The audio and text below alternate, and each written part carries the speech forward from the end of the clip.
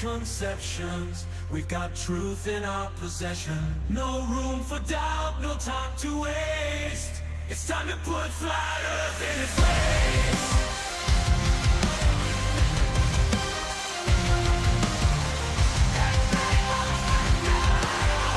Here comes the smackdown.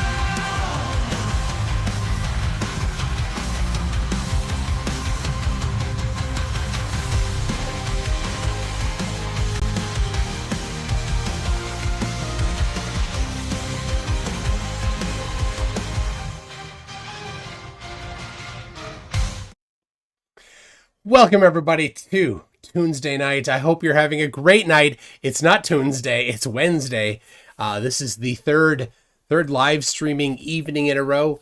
Stuff just lined up to work out, and we already got a super chat from Melodic Lyrics says, "Thank Titicaca. It's 3 Tuesdays in a row. This debate was amazing. So cathartic to see someone tell WItsit out on his BS." Yes. So I will be reviewing the debate that WItsit had with Lord Lodge a couple days ago. I have no idea who Lord Lodge is, or, well, I mean, I've watched only a little bit of it. This will be all new to me, except for just a couple spots where I just kind of scrubbed through. Apparently he was on 2 nights. He was on with Lord Lodge. So people have said it was pretty good to see Lord Lodge just kind of lay into him apparently. So PhD Tony says, "I was invited to debate WItsit on Sunday night. Not sure he will accept me as the opposition," says PhD Tony.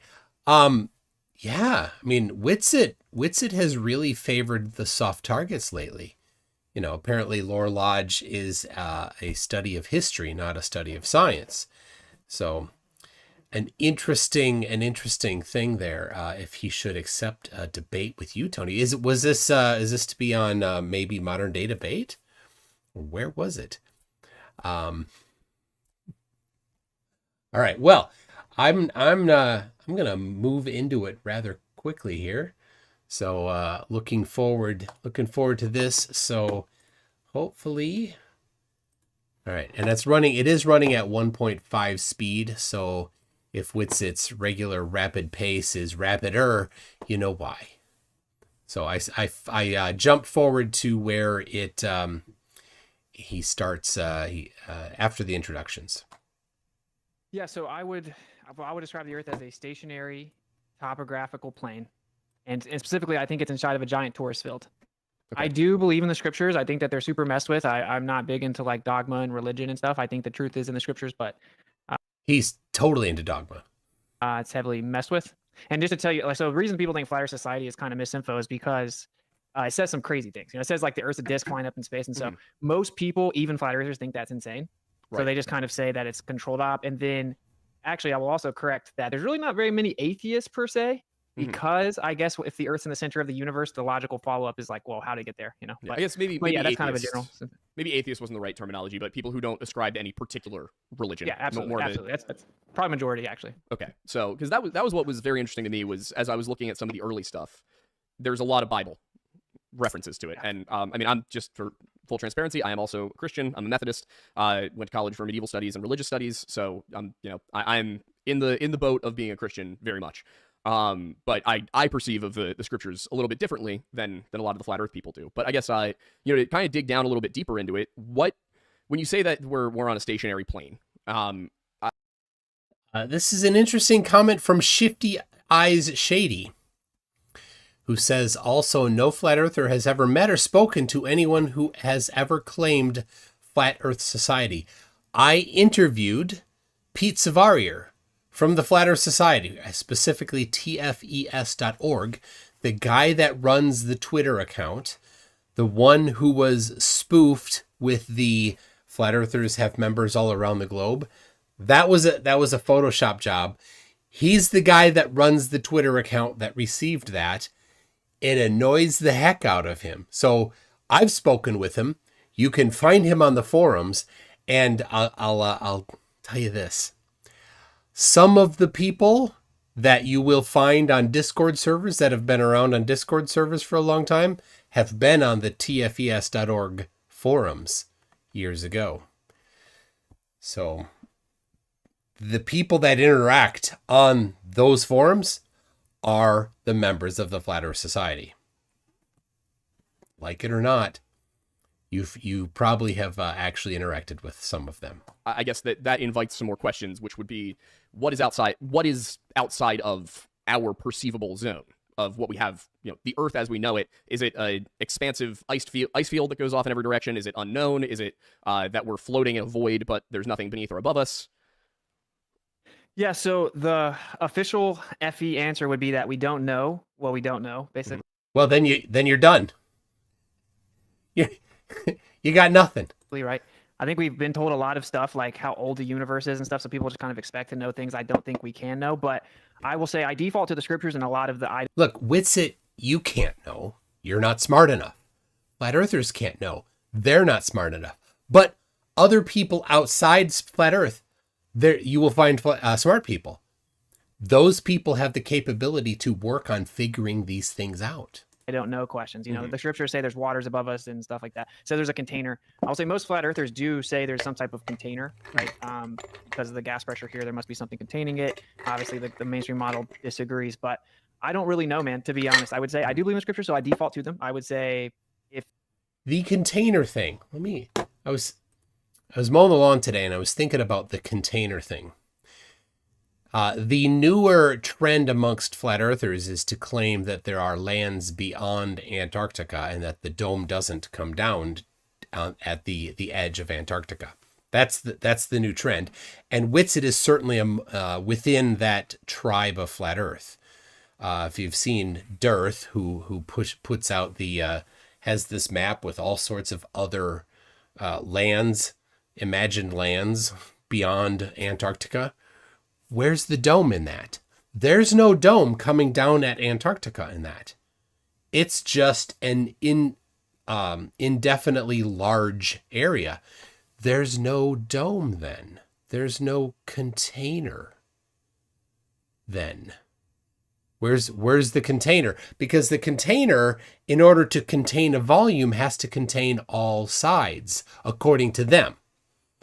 Right? According to WItsit specifically, who has said many times the mantra from flat earthers that pressure requires a container. Then it needs all sides. You can't have a top and bottom and nothing on the sides. So his own model contradicts his own model. That is the fourth law of Flurf. They always contradict themselves. If you look at a bit Hebrew cosmology, it's a much different take. It's like heaven's literally right there. A creator's literally right there. Waters above, waters below, waters all around. So I do lean that way. I definitely don't debate that though, right? That's not something I can verify. FE officially would... There's nothing he can verify. Say we don't know. All right. So it's kind of we don't think it's this, but we also don't know for sure what it is, I guess. Oh, hang on, we lost your audio. Is that on our end or his end? It got better. It was probably me. Yeah. Okay. I actually coined the term falsification as independent of replacement. And so that's kind of like, I think the way that... I falsified flat Earth. The sun set tonight.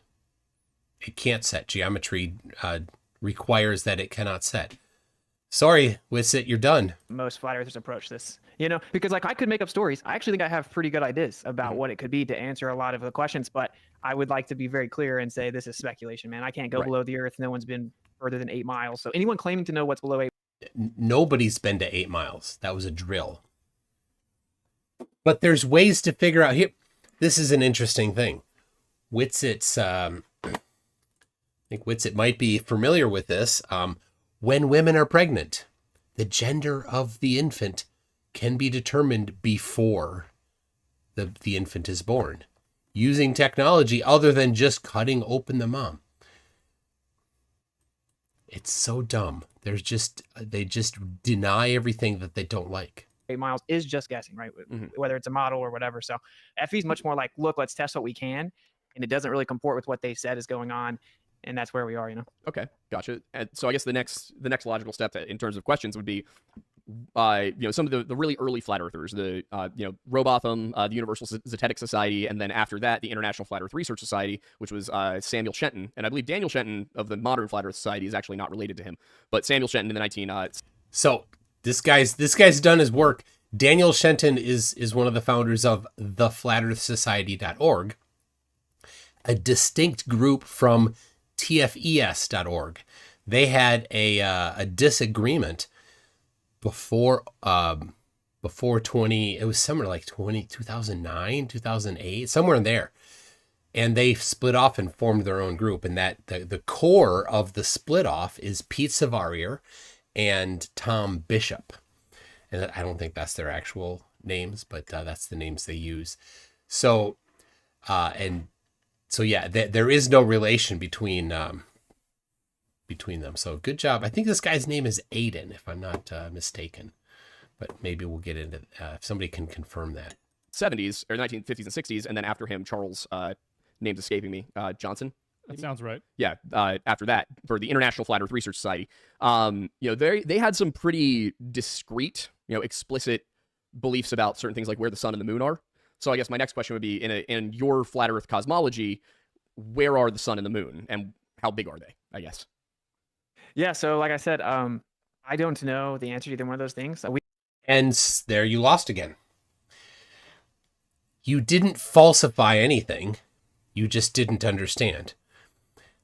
But it is possible to determine if the Earth is flat, how high the moon is. Simple triangulation will do that over flat Earth. But it doesn't work. That falsifies flat Earth too. How big is it? Same thing. Angular size tells us how big something is if you know how far away it is. So you can triangulate how high it is and triangulate your distance to it. And then its angular size, you can put into the angular size formula and you can determine its actual diameter. But that doesn't work. Again, that falsifies flat Earth. We have an angular size of the sun, obviously. Oh, I want to say, Axis Arkham is just said, got to get some rest, Mike. Keep up the good work. People, Axis Arkham is having a medical procedure tomorrow. He just let me know today. So all the best to you, buddy. I hope that it goes well. And you can watch the rest of this after the procedure, after recovery from that. So I hope it goes well. And send me a message as soon as you can, so I know you're good. All right. But how big the actual sun is, I have no idea. Mm-hmm. Again, I default to scripture. No, you should default to not being an idiot. If the Earth is flat, you can triangulate the distance to it. The angular size to the sun then is well known. It doesn't change as it would have to on flat Earth. That falsifies flat Earth. And then you could determine its actual size from the angular size and the distance.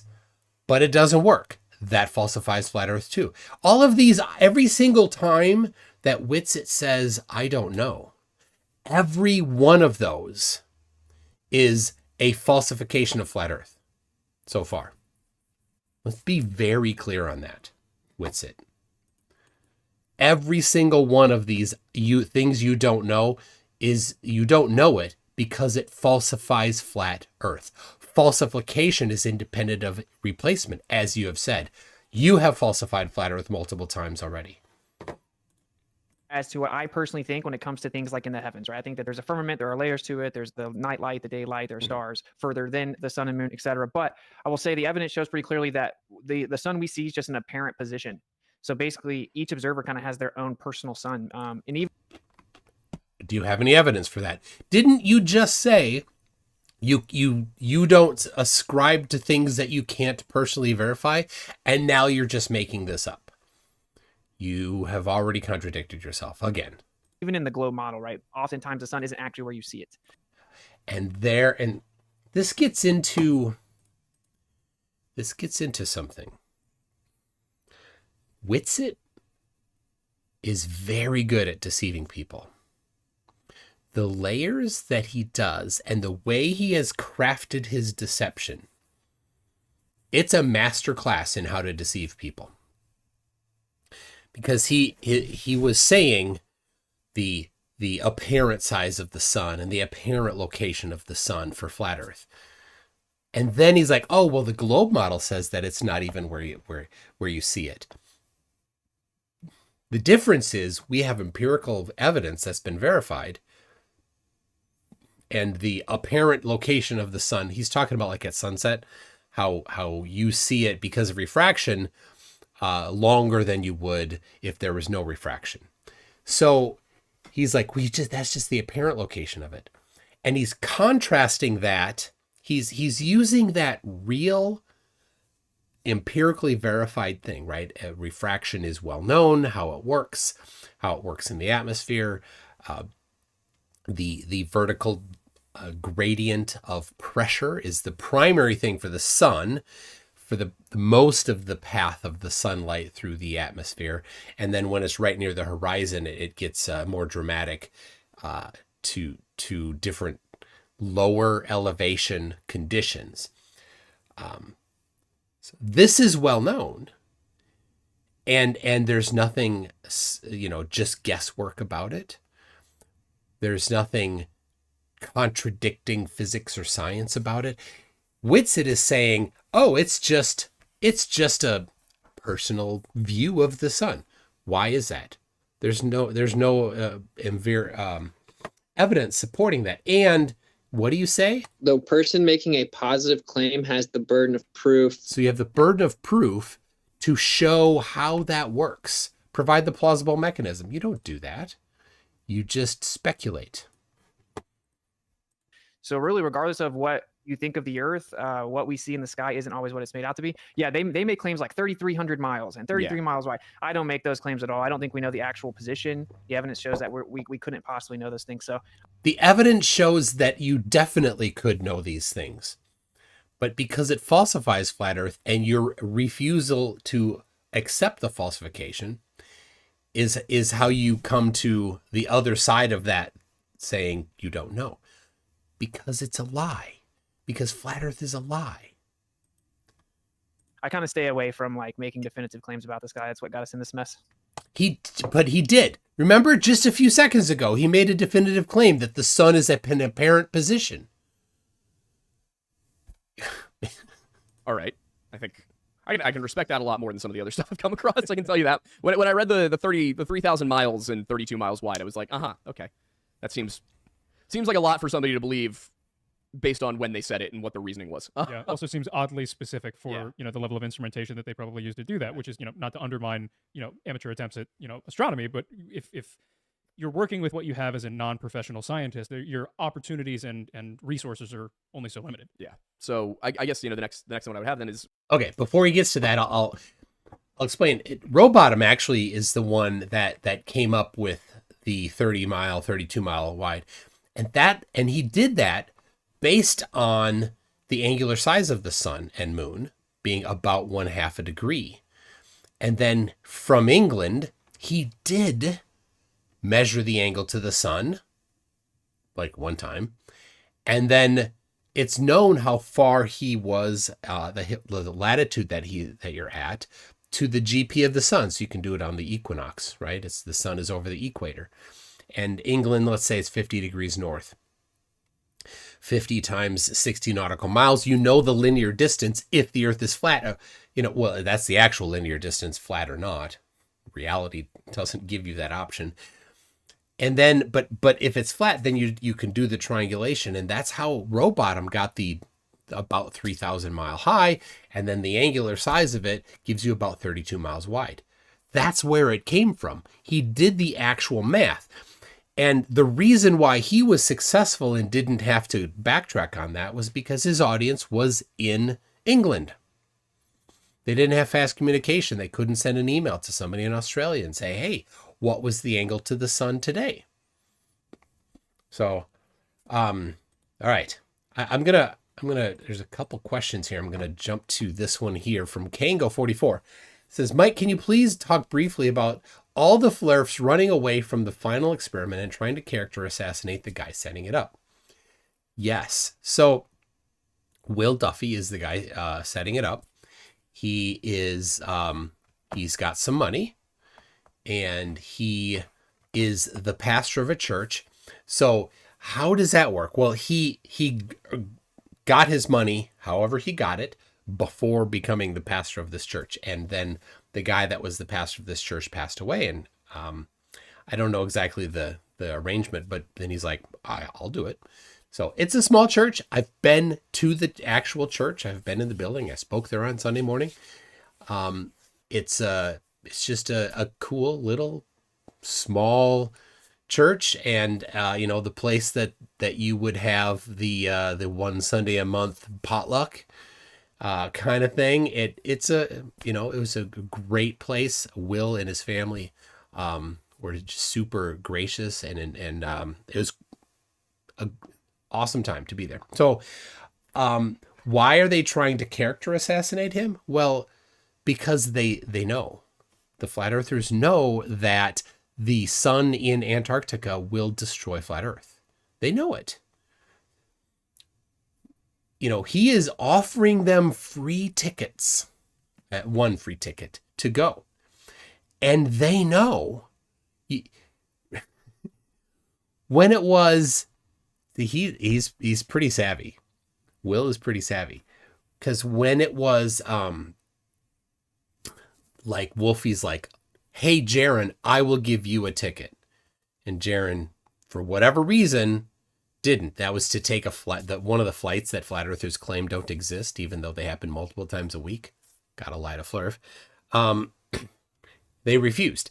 When Kelsey, whatever, from 74 Gear said he had put together a Kickstarter to fly across Antarctica, instantly they all did the same thing, led by Jaren again, vilifying him, and refusing from the beginning, absolutely refusing to participate. That's because they know in their head, subconsciously, that it will falsify flat earth. And these people are 100% invested in flat earth, financially, socially, emotionally, many of them spiritually.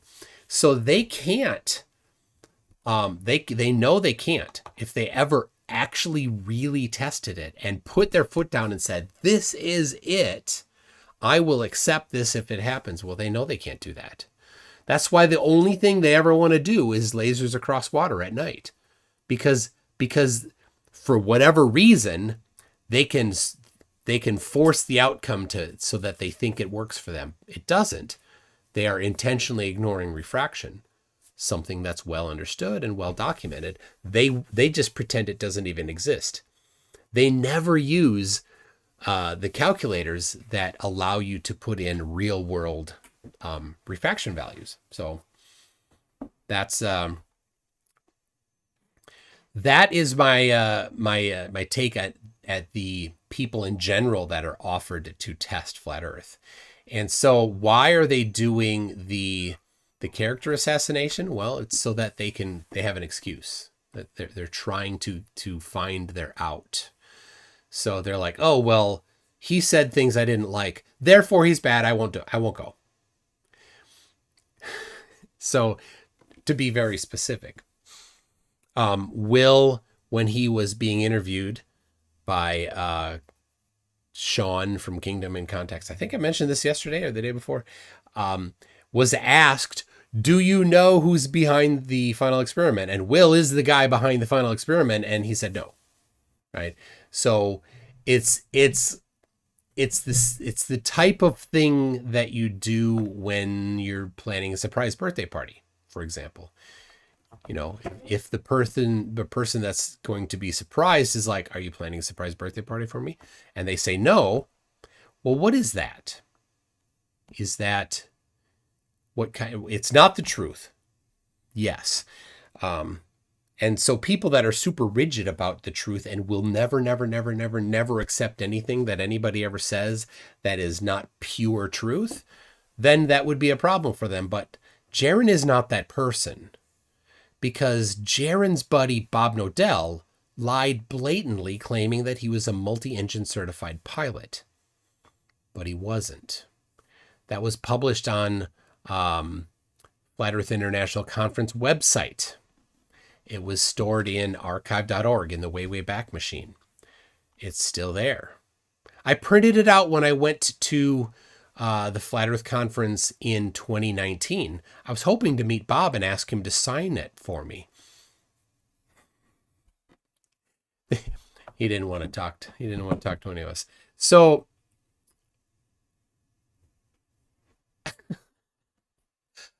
yeah, Rodman, interesting. I'll address that in a second. So obvious. So Jaron does have this double standard. Again, double standard is the third law of Flurf. Because he didn't publicly, expose Bob. He didn't do a multi-hour long expose on Bob for lying about that. He said nothing about it to my knowledge. Maybe he did. Maybe he did in a video, but he didn't do he didn't do things like, I'm never going to let you on my show again. I'm never going to be on a show with you again. He didn't say that to Bob. He was on many shows with Bob after that. He shared a stage with Bob after that. I pointed out to Jaron specifically, Flat Earth Dave lied about the Mars, both the Mars rover picture, claiming it was on NASA's website, blatant lie, and the Apollo 9, 11, and 12 photos that were all from Apollo 11, even though Dearth said multiple times this was on NASA's website claiming to be Apollo 9. It never was. Apollo 9 did not go to the moon. So they've never claimed that. Did Jaron then say, oh, well, Flat Earth Dave, you're out. We can never speak again because Jaron is actually caring that much about the truth. Well, no. What about the times that Austin has been found to be lying? I have them on my website. I have all the receipts, as they say, of him lying about it. None of that. So it's a double standard, and I know why. And you know it too. They know the sun will do circles over their head, right? They know that nobody would pay for them to do this if they weren't certain that it would go one particular way. So that's it. All right. Lord Illumina's Pooh says, would it be WItsit? I don't know. Gets it or WItsit? I don't gets it. I say the second. Yep. All right. Steve Ravel has a super chat for $3.99 Australian. Thank you for that. String News 1 says, WItsit lies so much if he was Pinocchio, his nose would grow so fast it'd make a sonic boom. Mac Fraz says, hi, Mike. Nitwit doesn't get it. No, he does know how to layer those lies and construct lies, though, to fool people. We'll probably have more opportunity to deconstruct some of those. Lord Illuminous Pooh says, WItsit lies so much, if he said everything I say is a lie, I'd still have to second guess him. Monkey Cat Pat Pat says, Austin just likes saying things and lying about literally everything. I wish he would make up his mind on going to Antarctica. I'm assuming he won't for some stupid reason. I think he's still maybe toying with the idea of fully embracing the geocentric globe that he's been pimping for the last couple of years. So Steve Ravel says for $7.99 Australian, who, what did you do? You said, you did the $3.99 a one-up emoji. Says he's not looking very sure of himself and it's only just started. He's going to be a mess by the end. How does he keep a straight face when he lies? Well, from what I've read and from the ones that I have unfortunately interacted with, pathological liars believe their lies. So that's how they keep a straight face. Eddie Reese says, thank Titicaca, it's to Wednesday. Okay, here we go. What? Thanks. Where does the sun, as an object, obviously it's producing light. What is its movement pattern? So it appears to move in a circle over top of the Earth. It just moves in a giant circle. And throughout the year, it moves in and out closer and further away from the center. That's what gives us seasons. That's what gives us the analemma. So from a flat Earth position, the sun is just changing its position over the Earth throughout the year at an angle. And the globe model would say, well, it looks like it's doing that. So Witsit, didn't he just say that he's not going to speculate about things in the sky? So far, this lower lodge is getting him to speculate about things in the sky a ton. Because we're tilted and we're actually flying through space, making the sun look like it's moving throughout the year. Whereas the flat Earth would say it just moves out the year. So basically smaller to bigger circles over top of the Earth. All right. And so I guess the next question I would have then is, given that it is nighttime on essentially, half the Earth at once at any given time, how is it possible that in Antarctica you can have the midnight sun? Good question. So Oh, is he getting a little nervous there? Do you hear that? Good question. I openly and readily admit that if you have the midnight sun, the 24-hour sun in Antarctica, that would be an issue for flat Earth. It's not an issue in the north, right? Because the sun's just in the north, and we have hundreds of individual, private, amateur videos of that. You don't. He just lied again. So I was talking with Will Duffy, and Will is like, you know what? I can't find but just a couple of the 24-hour sun from north of the Arctic Circle. There's just a few. There's about as many as there are in the south, like single digit. It's hard to do a 24-hour time lapse. It's harder to do it when it's cold because batteries don't work well in the cold. And it's even harder when in the north, there's no land, right? As you get closer, I mean, there's land. There's islands in northern Canada and Sweden and Finland and Norway and Russia, Greenland, right there. But those don't go that far north. Like they don't go. What's the farthest north is maybe only 70. So 70 degrees. So anyway, there aren't that many. He hasn't not seen hundreds. He lied. 24-hour sunlight also wouldn't be a problem for flat Earth. Yes, it actually would. You're just about to lie. There's something called coffee cup caustic. So if there's like a container, the light will reflect around the whole room. It's actually a very cool effect. So I don't know. If you've heard this, then go get yourself tea. The point of coffee cup caustic that he's talking about, his coffee cup, is if you shine a light from here, not above it, here, and it hits the wall, then the reflection on the ground of the mug makes a pattern that's a cardioid, but not the pattern that the flat Earth dirt pizza makes on December 24. It's a different pattern, but they're like, well, it's close enough. We don't care for accuracy.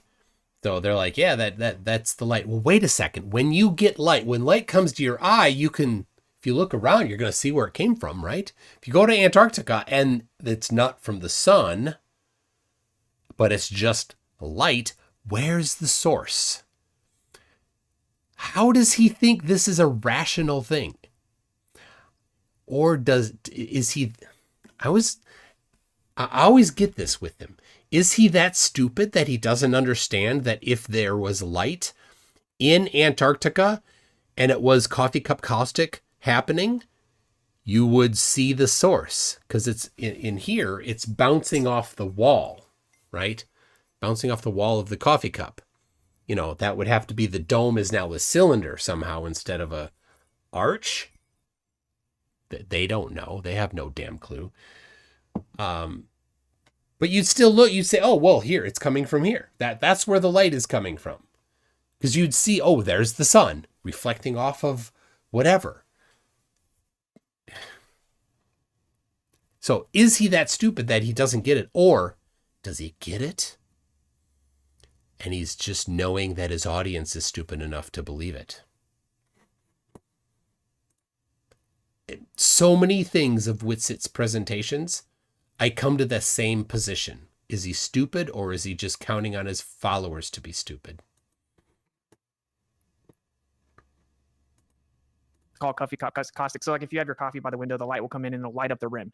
So you could have 24-hour lights in the south, right, on the flat earth. But as to seeing the sun in the sky for 24 hours do 360 around you, that doesn't really match what we say, right? Whoa. But there doesn't really seem to be substantial evidence that exists. In fact, the popular video that got like hundreds of thousands of views was passed around everywhere, we found out was doctored. Now, there's an interesting thing. So, doctored. Here's the fake skepticism from them. Let me get this here.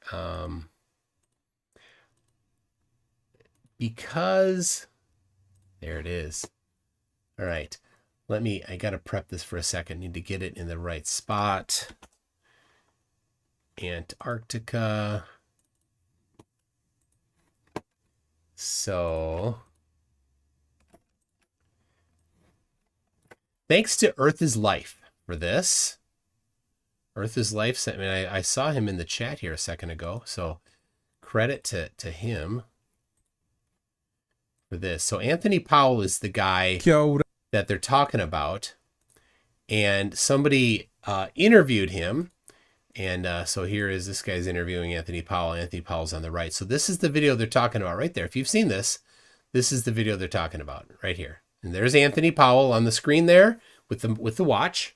And then he's also inset there next to himself. And then we have two copies of the bearded guy, so who's the host. So they're showing this is him just introducing the scene, and then you'll notice there's a cut to the actual 24-hour sun, which probably isn't the same day. So, yeah, right there. So you can see it right here's the mountain here, no snow, and here's the mountain here, snow. So it's not the same day, right? They're like, oh, it's not the same day. It doesn't matter. So then this particular one, this is the one they're talking about, that it was doctored. Now, what is not doctored is that this is actual footage from Antarctica. And when they say it's doctored, well, it goes all the way around and partway through right about, and he talks about it in this interview, right around here. There's a cut in the scene. And then, so they have when the sun goes behind the mountain here, you see the same clouds at the beginning of the video and the end of the video. So it's just a loop. So is a loop, does that make it fake? It does not. So this is a straw grasp from them, but Anthony here shared the original video. So this is the original video here. So I don't have a copy of the original video. I have a copy of this video showing the original video. And so this is where it actually starts. It doesn't start at the mountain. It starts here, pointing whatever direction that is, right? But you can see there's the light fixture there, and that the building that's kind of a gym-looking building maybe. And it keeps going here, all the way around, and here now we're all the way back. There's a full 24 hours, undoctored. Undoctored. And then it keeps going. He gets all the way around a couple times. So there you go. There it is, the undoctored video of it. So yeah, thank you for that link there, Earth is Life. Is that the source? Yeah, that is. Go to that. And if you haven't, Earth is Life has some good videos. So that's a link to his channel. So go there, watch it, subscribe, give him a thumbs up. And I appreciate what you did there, Earth is Life. So that's one. The other, of course, is this one here. Now, they don't ever talk about this. If you ever bring this particular one up, this is on Vimeo. It's called What Does the Sun Do at the Pole? It's by a different person. I forgot his name at the moment. This is a 5-day time lapse at the South Pole. And if you play this, they'll say, oh, but there was that other one that was doctored. The other one that was just, it wasn't doctored, it was looped, which doesn't make it fake. So they don't like talking about this one. This one, I've never actually seen a flat earther address this one. Yeah, Joe Whipp says he saw it himself.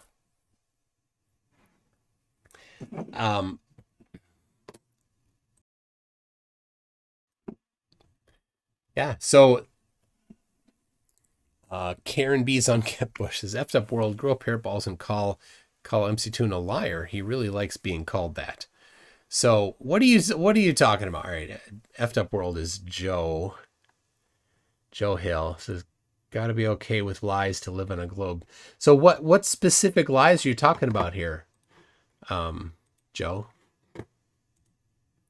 What's, you know, I get accused of that one pretty often.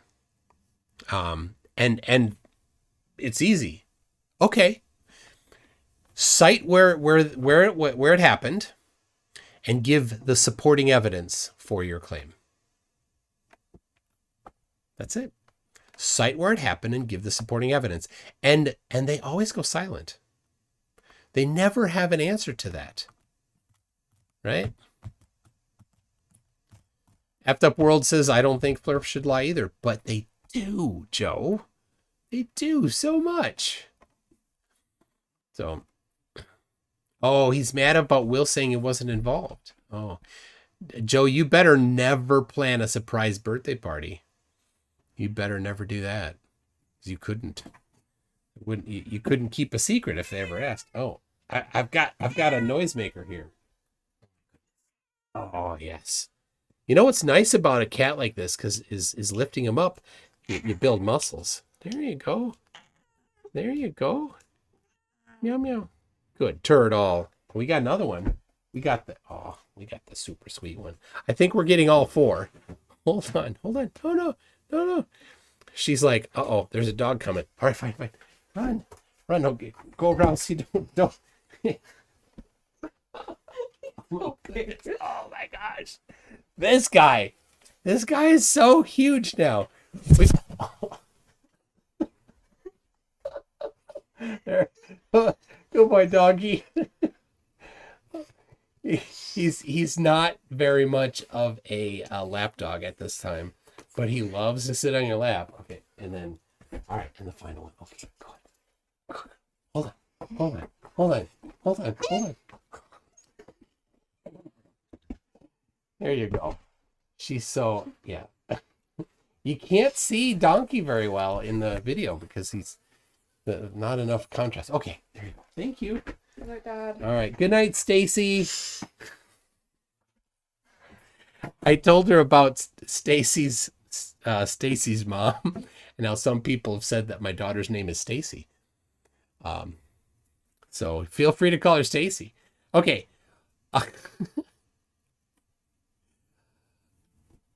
All right. Let's see.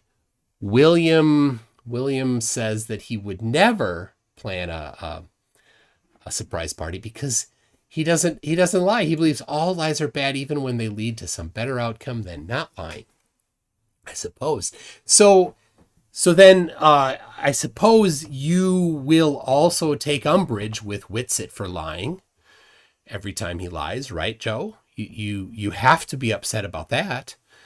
And you can find his lies documented on my website. You have to also be very upset with Bob Nodell, and of course you can't call him out anymore. But you certainly can't be happy with that. What about Dave, Flat Earth Dave? What about when he lied about those things that I just mentioned earlier? What about those lies, Joe? Are you going to call those out? Have you confronted him about that?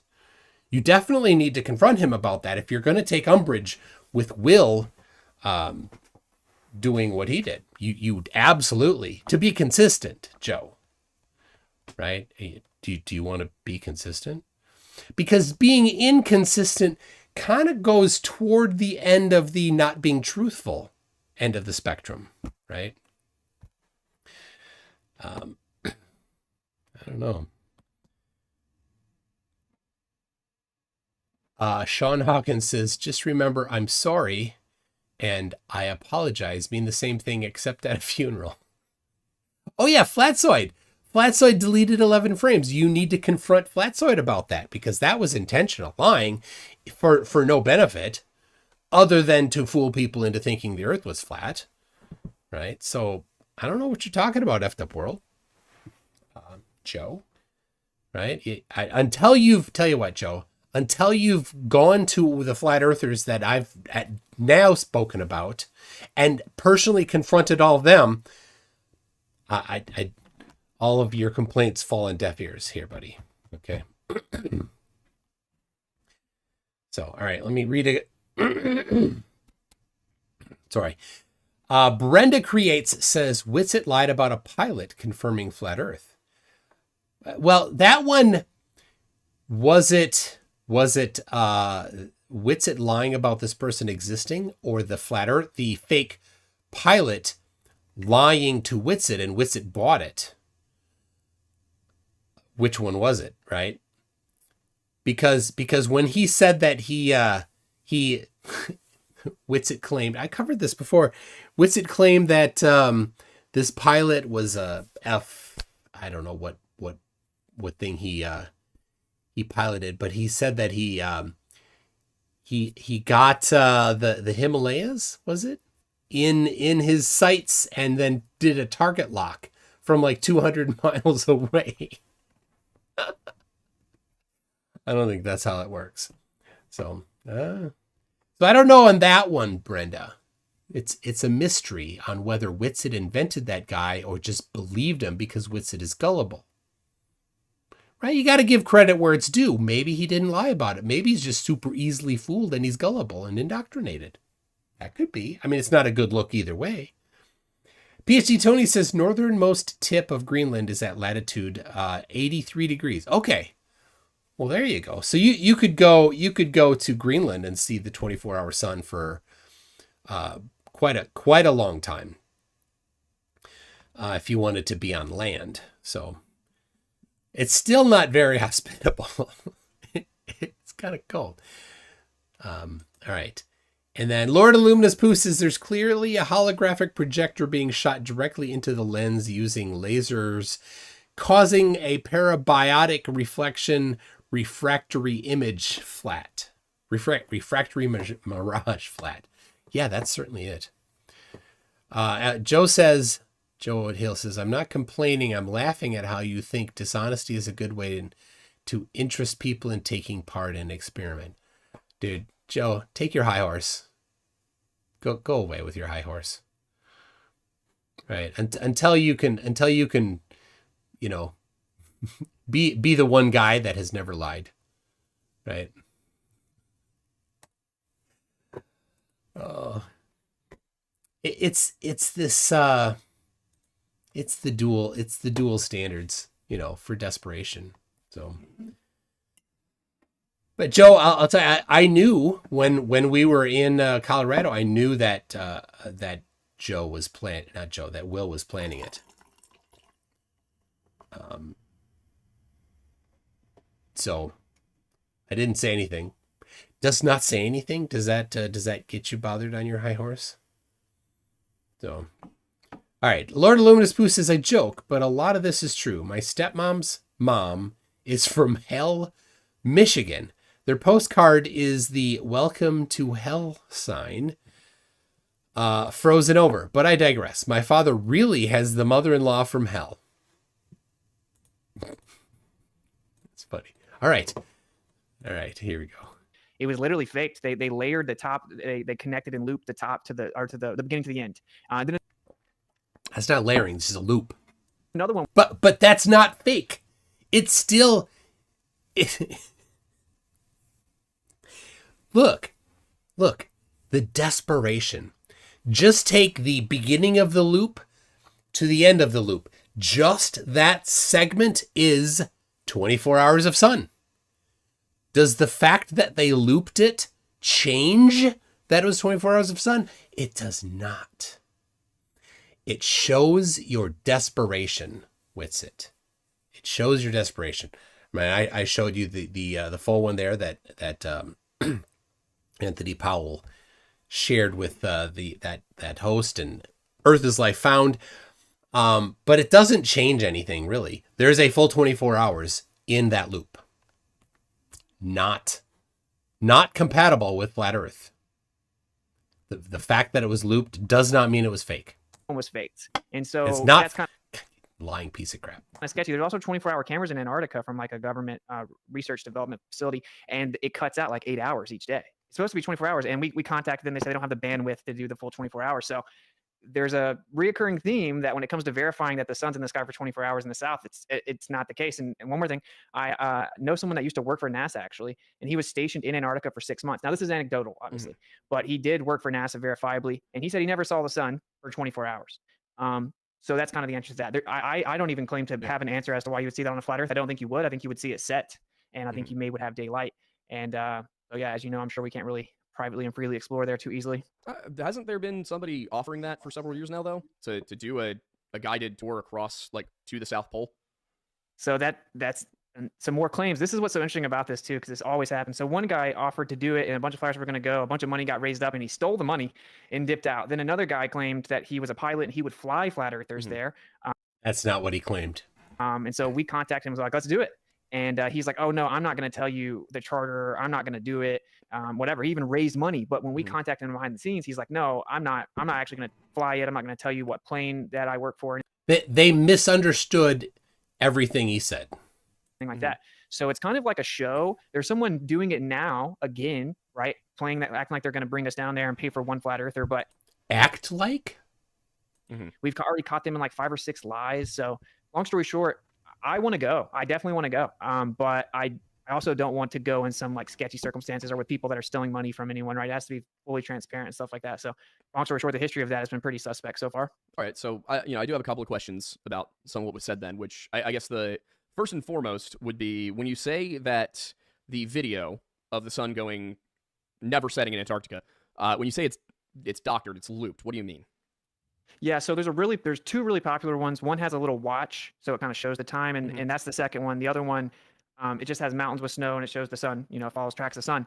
So at the beginning of the video, you see clouds come over the sun. Then it starts to do a 360. When it comes back, it takes those beginning frames and puts it at the end, as if it was a full 24 hours. And of course, the flat earthers caught that, right? Not anyone that was saying this proves flat earth. They just blindly believed it. We looked at it a little closer, and it wasn't the case. They since came out and admitted that they did in fact layer the like basically they put the first part of the video at the end to loop it around to complete the 24 hours. They've come out and admitted that, but only after. And how does that invalidate anything? This is the stink of desperation. That doesn't make it not real. You're so desperate to lie, to keep holding on to that lie. It doesn't make it fake. It's still 24-hour sun. It never set. After we caught it, and this was the #1 video shared everywhere to disprove flat earth. There's another one where there's a watch, and the sun disappears. The sun actually disappears for quite a bit of the frame. So, well, so I guess I'm still a little confused. Like, at what point in the video did they layer in the beginning part? Towards the end. So you have the beginning, and then it loops it goes 360 around you. And then as it comes back to where it's going to start, they took the first frames and put it on the end as if it fully connected back around. And you can tell that because you can layer the clouds, and they're identical. The clouds are identical 24 hours apart. Obviously, that's not the case, but they did end up actually admitting that they did that. Well, he didn't really offer a suggestion as to why. He just said the guy did it. Yeah, Aiden's pulling it up right now. I think he's, is it the Frozen South Antarctica 24-hour sun 4K? This is the This is the one with the watch. That's the one with the watch? Yep. The watch is the second one that started coming out. Yeah. And if you look at that, you'll see that you don't actually see the sun in the video the whole time. It's blocked by clouds, and it looks like it could have clearly just set. There was some daylight for sure. Yeah, so you don't seriously. I've seen that. It wasn't blocked by clouds for long enough to set. You can see the sun the whole time in that one, and the sun looks highly suspect. And if you look closely, you see the layer, the words in the video there. You'll see the words are actually behind the mountain, right? Which means the video has to be layered. WItsit has made videos, right? He's done some video editing, so he knows how video editing works. So he's talking in ways that he has heard his Papa Flurfs talk. Because what he's talking about What layers are you talking about? Is it? It's not. To have the words actually behind the mountain, you're gonna have to have layers. As far as I know, with video editing, you can't layer the words like that. So. You can. It's Aiden can attest to this. He has a film degree from NYU. But Yep. So real quick, I can pull that up in a second. So what's the specific element of the conversation, just so I can properly like hear it and respond correctly? Yeah. So you see, the last point I made was if you look at the video, you'll see it says like north or south or whatever. And if you look at the words, they are layered behind the mountain. Oh no, they So what I added was saying text to is, a I don't know video. how you could have it partially in front and behind the mountains unless there were layers in the film. Yes. So how does in a that make it way, fake?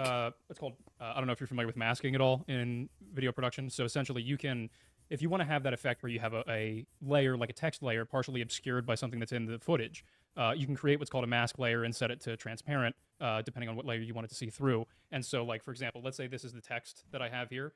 If I create a mask layer here, I can then have it only affect the text layer, so it essentially deletes a portion of that text from that vision perspective, so you can see the video behind it.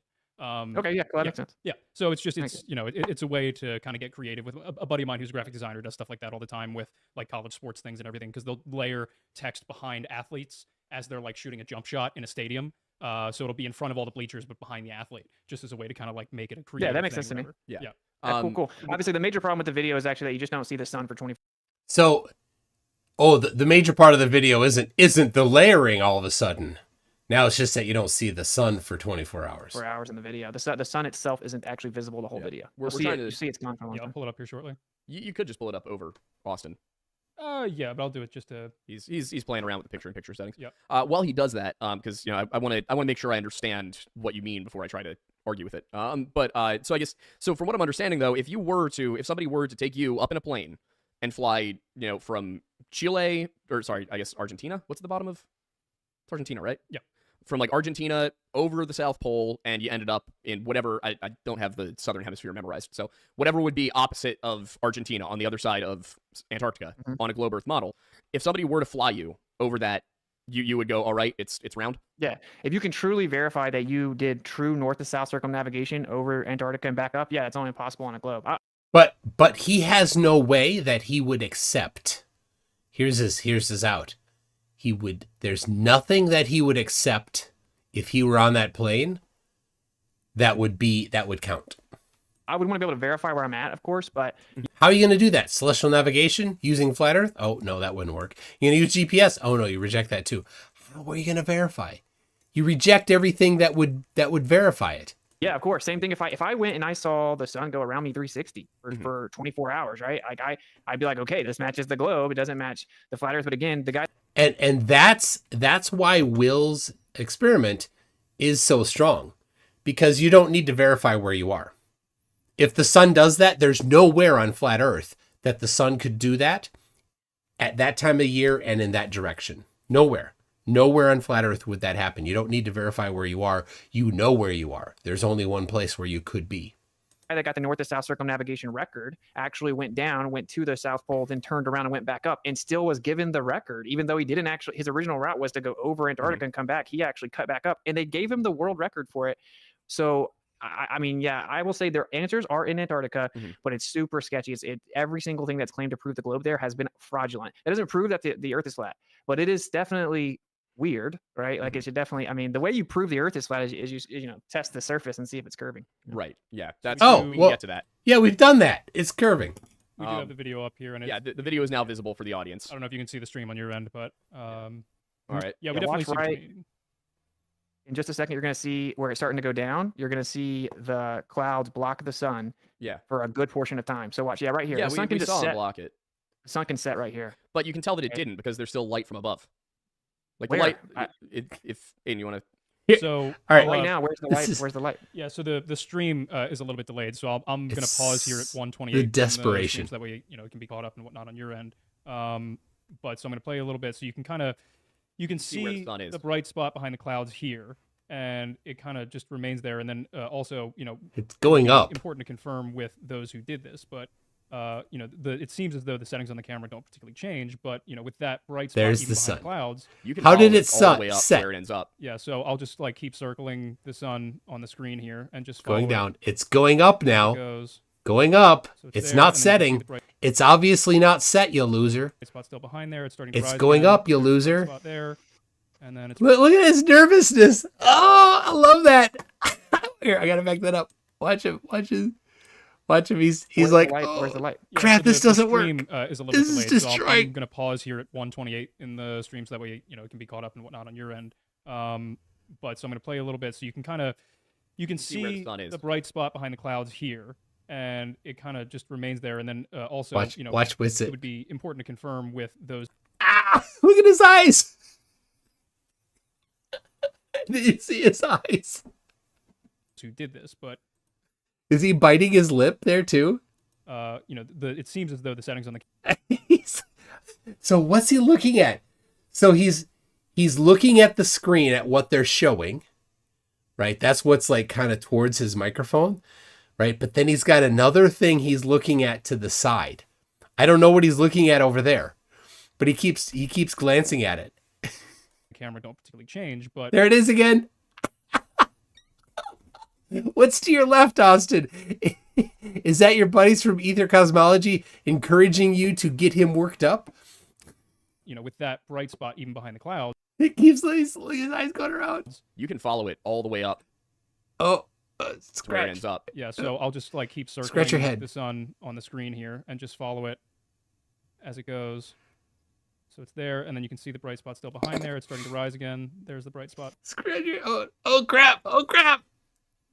Oh crap! This isn't working. there, Oh no! and then it's rising. This doesn't rising, look good for me. And then you can see it's very faint, but Gonna it's come out in just a there, couple and it seconds. should come out right about up here. Yep. Yeah, I've seen the video probably 30 times, bro. Like, yeah, you don't see Yeah. the sun the whole time. If you don't see the sun the whole time, where did it go? What is the reasonable thing? Is it the sun was heading up, and then the clouds got away, and then it set really quick, even though there was a bright spot behind the clouds, right? But it set really quick because it got tired. And then just as the clouds went away, it came back up just in time. Lame excuse, WItsit. Oh, the desperation. If that cuts it for you guys, that's cool. It Yeah, doesn't well- for me. It cuts it for normal people who have brains, WItsit. It doesn't cut it for religious freaks that have no evidence for flat Earth, and everything that ruins flat Earth, you just have to deny. Well, if the sun had set, would it not have gotten dark? No, that's what I'm saying. We don't have a problem with the 24-hour daylight. Yes, you do. You're just making up crap. It would be seeing the actual sun for 24 hours. These have been doctored and faked. There are 24-hour cameras for a government institution that never shows the Oh, he wants to divert away from this video here. 24-hour sun. We've called them and they say they don't have the bandwidth. Like, okay, well then send them the next day and put them together. They don't. There are 10, 15 cameras that should catch this every day, all day. And then the one popular one that got around was proven to be fake, only admitted fake once we caught it. Now we got this where the sun It's not fake. Again, lying. It's a loop. Loop, not fake. Loop is not fake. doesn't, the sun rays don't even change the whole time. So- and then it goes behind the clouds and there's a hot spot there. So What do you mean the sun rays don't change? Oh, does he think that the sun ray he thinks that the flares that you're seeing are sun rays, like crepuscular rays? No, that's from the that's from the aperture. It's from the multiple parts of the aperture, Austin. Oh my gosh. if I really wanted to believe the globe was true, I could look at this and be like, that's good enough. But for someone that's actually There it is. You can see it on the screen there. You see three rays splaying out. That's the leaves on the aperture of the camera. Oh my gosh. Sean, you think that's a filter? Like yeah, it's a lens flare. I don't think it's a filter. went and seen mountains from 300 miles away, right? I need Change the topic. legitimate evidence, not So- like I think the sun's probably behind the clouds when it could just be fake. I would argue it's not really a thing here. It's Yeah, sun's I'll- definitely behind the clouds. You can trace the hotspot all the way. That would be my argument. But I would also point out that like you can tell the angle of the light, and it's clearly coming from above, not out. You know, in the video, it's if you look at where the light is coming from, the whole way through, you can tell it's coming from above, not outside. See light gets super close to the horizon, and then it basically gets dark where it gets more evenly distributed out. And in our It wasn't super close to the horizon, liar.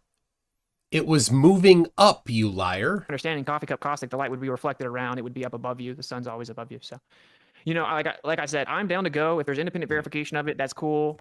This doesn't cut it for me. We've caught them faking it. Everyone knows you can fake that video anyway. Like, if we're going to be honest, everyone knows that you can fake that video. We've already seen them faked. We keep asking the government place, like, just, give us the 24 hours. And they don't. And you have to understand that from a flat earth position, when we see them faking things, but the Globers would have never said anything about it, right? They took their victory laps. Flat earth. Yeah, it's a perfect video. It's just looped. Nothing wrong with it. Stupid. It's just, we found that they were faking it. And this is similar to, we go look at the 24-hour video. Okay, there's the rays he was talking about. You see those? I think that's what he's talking about. He says the rays don't even change the whole time. You would not expect that because these are not crepuscular rays. This is lens flare. And there's 8 hours missing out each one. And it does exactly what's expected on a flat earth. The Change shadow the goes from one topic. side to the other and then cuts out. Well, that's what we think happens. We think that the sun is going to set. So, yeah, I mean, this video doesn't do it. Do you So, have? I mean, do you yes, know? yes, Do you know what the title of the other one was that you mentioned? So I think if you type in 24-hour sun Antarctica, just that, it'll pop up. I can try to find it. Yeah, he's. Oh, wait, are you talking about the one that's been doctored? Or are you talking about the 24-hour cameras? I'm talking about the one where you said that they looped. Yeah, 20. I'll look it up. I don't remember the name. We actually looked at it today on Globebusters, though, but I don't remember the name. All right. Maybe someone in the chat will. Yeah, Aiden's looking for it. Here's one. Let's see. Is there a mountain on the left side and the sun kind of emerges from That's not the behind one. the mountain and goes to the right? Yes, there is a mountain. Is it the one you should be able to see it in just a second if you have the stream up? Is it the one that's on screen right now? I haven't seen this one before. I don't see it yet. No. It's not this one? This one is in Alaska. This is actually in the north. Oh, hey Dan. Oh, my bad. It's fun. No, it's not his fault. It's not his fault. It's not his Antarctica. fault. When you type it in, it brings up Alaska, which is super weird. but- Honestly, knowing how Google's algorithm works, I'm not surprised. They try to predict what they think you're actually. That was looking it. for, and a Frozen lot of South. times You I'm missed wrong. it. I used to work in SEO, so I got very used to. Here's dealing a with Google's time lapse GPS. of the midnight sun. Following the taken time in lapse of the Antarctica. midnight sun is seen from Scott Base. I wouldn't know. I don't know. Well, But, I'm thinking about if you have the stream, you might be able to share if you share your screen with him so we can see what we're looking at. Yeah. Because I think this is an important part of the discussion because You don't think it's weird that videos got hundreds of thousands of views and were faked? It's not faked. Stop lying about it. well, that's the thing I'm trying to figure out is was it actually faked? Because it's For sure, they admitted it was faked. Yeah. well when They you say didn't admit it was, they didn't admit it was faked. They admitted it was a loop. Loop is not fake. faked. Is it that they admitted the entire video was faked, or did they say, well, yeah, at the end we looped in the beginning so that it loops properly? Because that's a different thing than being totally fake, Well, they claimed it's the sun for 24 hours, and actually it wasn't the sun for 24 hours. It totally was the sun for 24 hours. The sun for a certain period, and they took the different footage and pretended that it looped around to make it look like they tracked the sun for Same footage. Same footage looped. 24 hours, right? So, also I'll speak for basically every flat earther here. Yeah. Okay, they're going to be very frustrated that I'm like even really pretending this would do something because it's been faked. We can't independently verify it, right? The evidence would be test the surface of the earth. Is it curving? Can we prove that the earth is moving? Because of those things, that's why we aren't going to See how he's so aggressively trying to change the subject. And these two are not, they're not taking it. like believe footage that can be doctored. Mhm. Although I am on your side in the sense that some flat earthers, I would go. Yeah. I would go. I'd happily say, look, this is weird. Like I would admit, look, this matches the globe. But unless I can go or someone I truly trust goes, at this point, too much has been doctored and faked. There Good job. Good news, Will. WItSit's going. He just said it. should be thousands of them. We have government stations down there that have 20. Why should there be thousands? Why does anybody care to film a 24-hour sun? Why does anybody who's down there, stationed down there, what part of their job description includes definitely we need to show the 24-hour sun so that flat earthers who are stupid can be satisfied, and they would just find another reason to reject it anyway? Why? Why would anybody care about that? Believe it or not, WItsit, they don't. This is another of the nameless, faceless they. Right? So flat earthers think that they are trying to stop flat earthers from doing things. They're trying to stop flat earthers from going to Antarctica to find out the truth. They're trying to stop flat earthers by censoring them on social media. And they're trying to, if you ever watch them, if flat earthers ever have trouble with a live stream, they're like, oh, they think that they're trying to be stopped, that there's some group of people that are actually working to thwart their live stream. If there were people that wanted to thwart your live stream would be thwarted. It would not be happening. If they existed, then that footage would have been found. That would have been provided. There would actually be thousands of videos. Because they would be, if WItsit thinks that NASA has this $1 billion budget and that it's all fake, wouldn't more of this $1 billion of budget that must be also going elsewhere be put into producing the thousands of 24-hour videos from Antarctica? The fact that they haven't done it is proof that they don't give a damn about you. You're not important to them, WItsit. So you're not important enough for them to even care to try to debunk you. All right. Lord Illuminous Pooh says, ignorance is the lack of knowledge and can be corrected. Stupidity is the inability to gain knowledge, and you can't fix stupid. Yeah. Lord Illuminous Pooh, geez. Again, says you can independently verify it by doing the final experiment. There's no way they'd prepare properly. Their laziness is saving their life from dumb.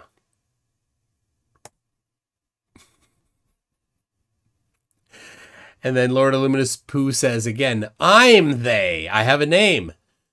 That's Mean Toon Sad Face. Awesome.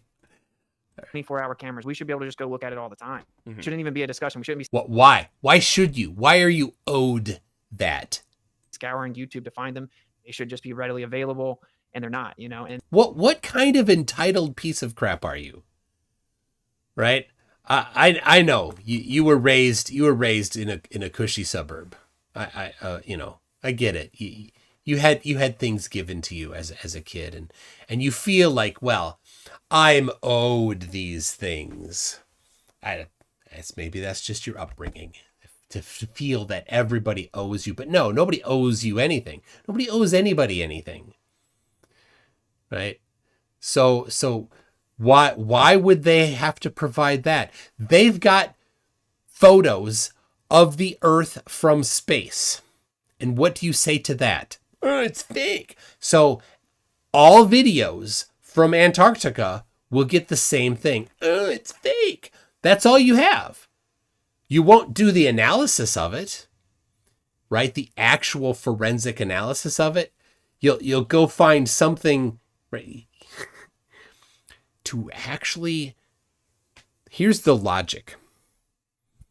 How many photos of the Earth from space do you need to be certain that there's a photo of the Earth from space? 1. How many videos of longer than a vomit comet could fly of the inside of the ISS or of any people in a 0G environment? How many of those videos do you need to be certain that there were people in 0G somehow orbiting the Earth? The answer is 1.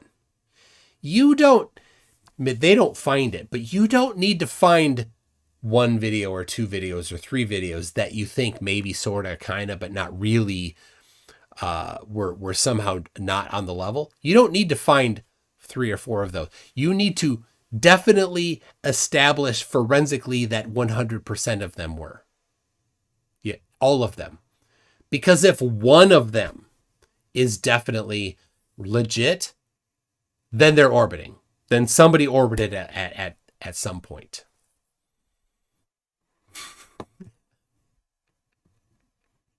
Mr. E-Man says, did I miss all the flat earth measurements and proofs? This is a silly question. I missed none of these things as they do not exist. You're right, Mr. E-Man. Brenda Create says, I forgive Nathan stealing from WItsit now. Hey, forgiveness is important.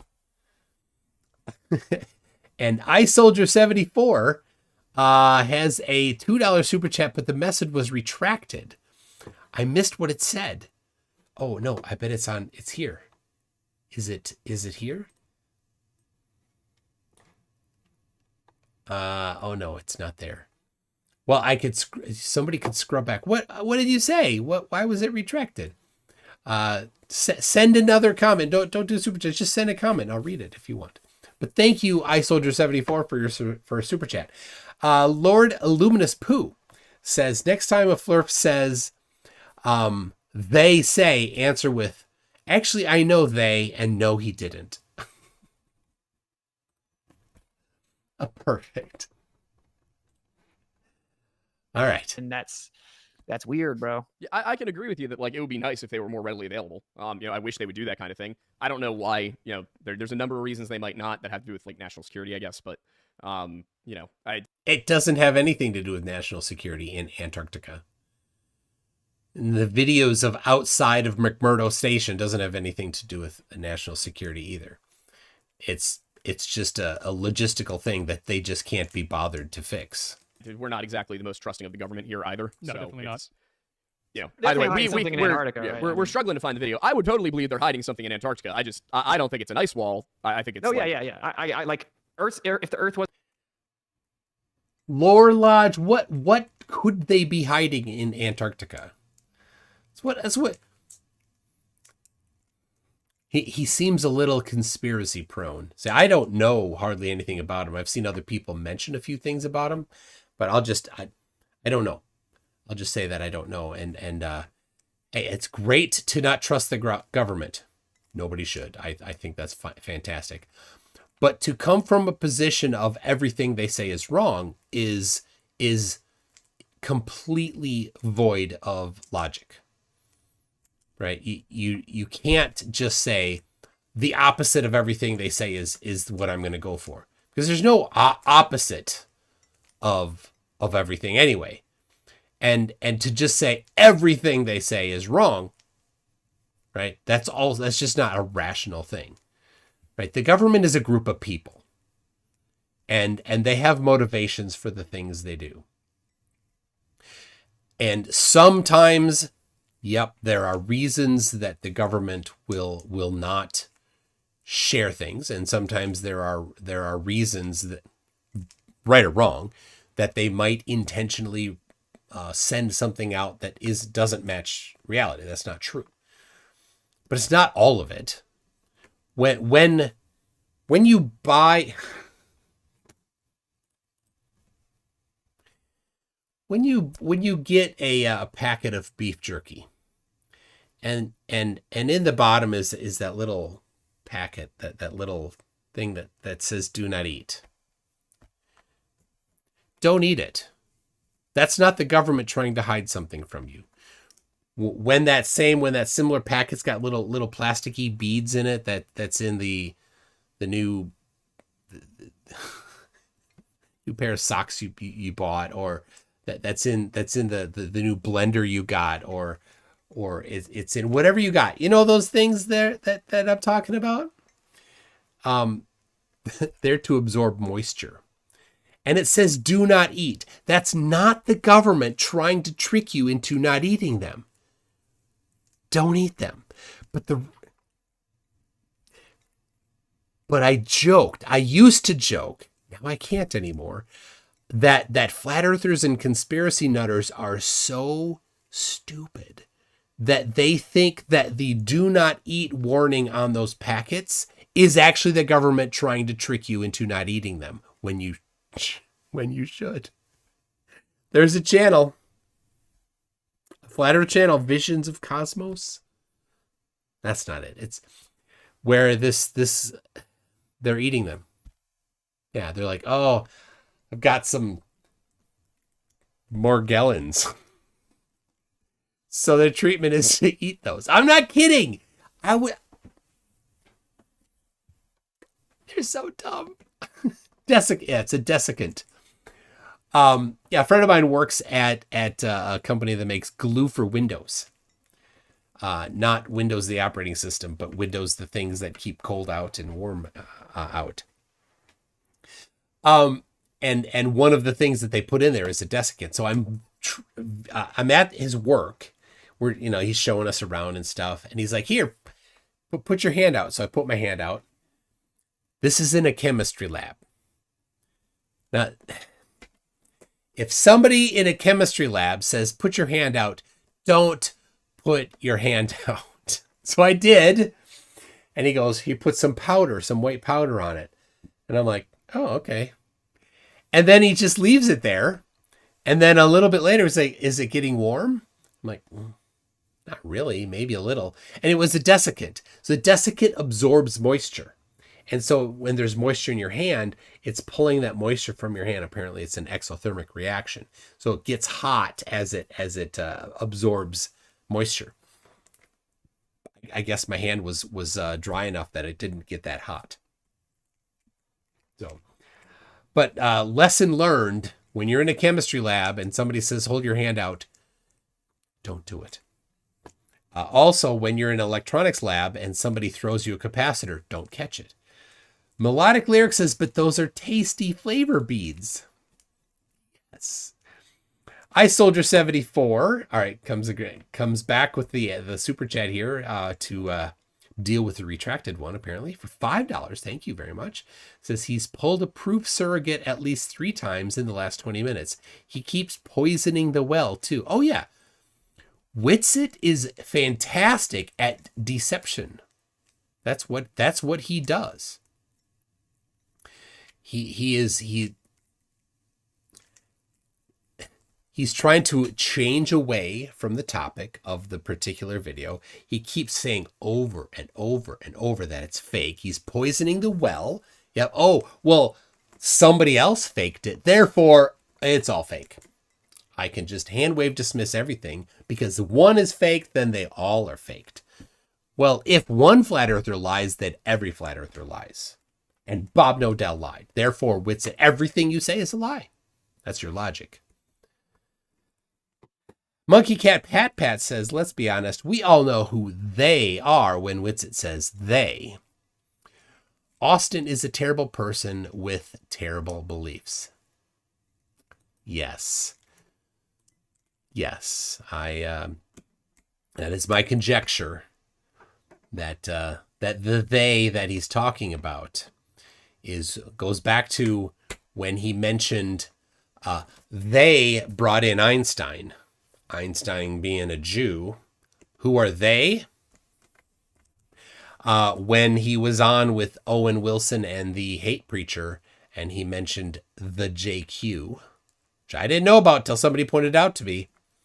That's a dog whistle for those kinds of people. So they sell, Aaron Reese says they sell that powder as Liquilock at hardware stores.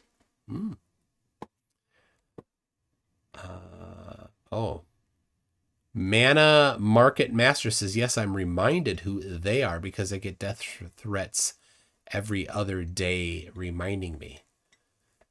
I don't know if I get that. Okay. Max says, what's the JQ? Can someone tell me? Okay. JQ is the Jewish question. That's what it stands for. JQ, Jewish question, or sometimes Jewish problem.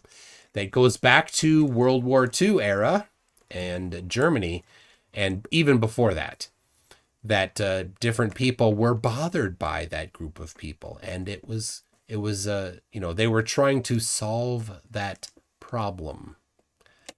So Mana Market Master says I'm half Jewish. Okay. That makes more sense now. Thank you. Yeah, so anyway, that's what that is. So yeah, look up. I had to read a little bit on that, and then it all fell into place. So I don't know. I at this point, it's conjecture exactly how far he goes. The hate preacher made it very, very clear. He pointed out that number of what the number of that were unalived in World War II, and said, that many? Don't believe it. Then he said, we would be lucky if there were.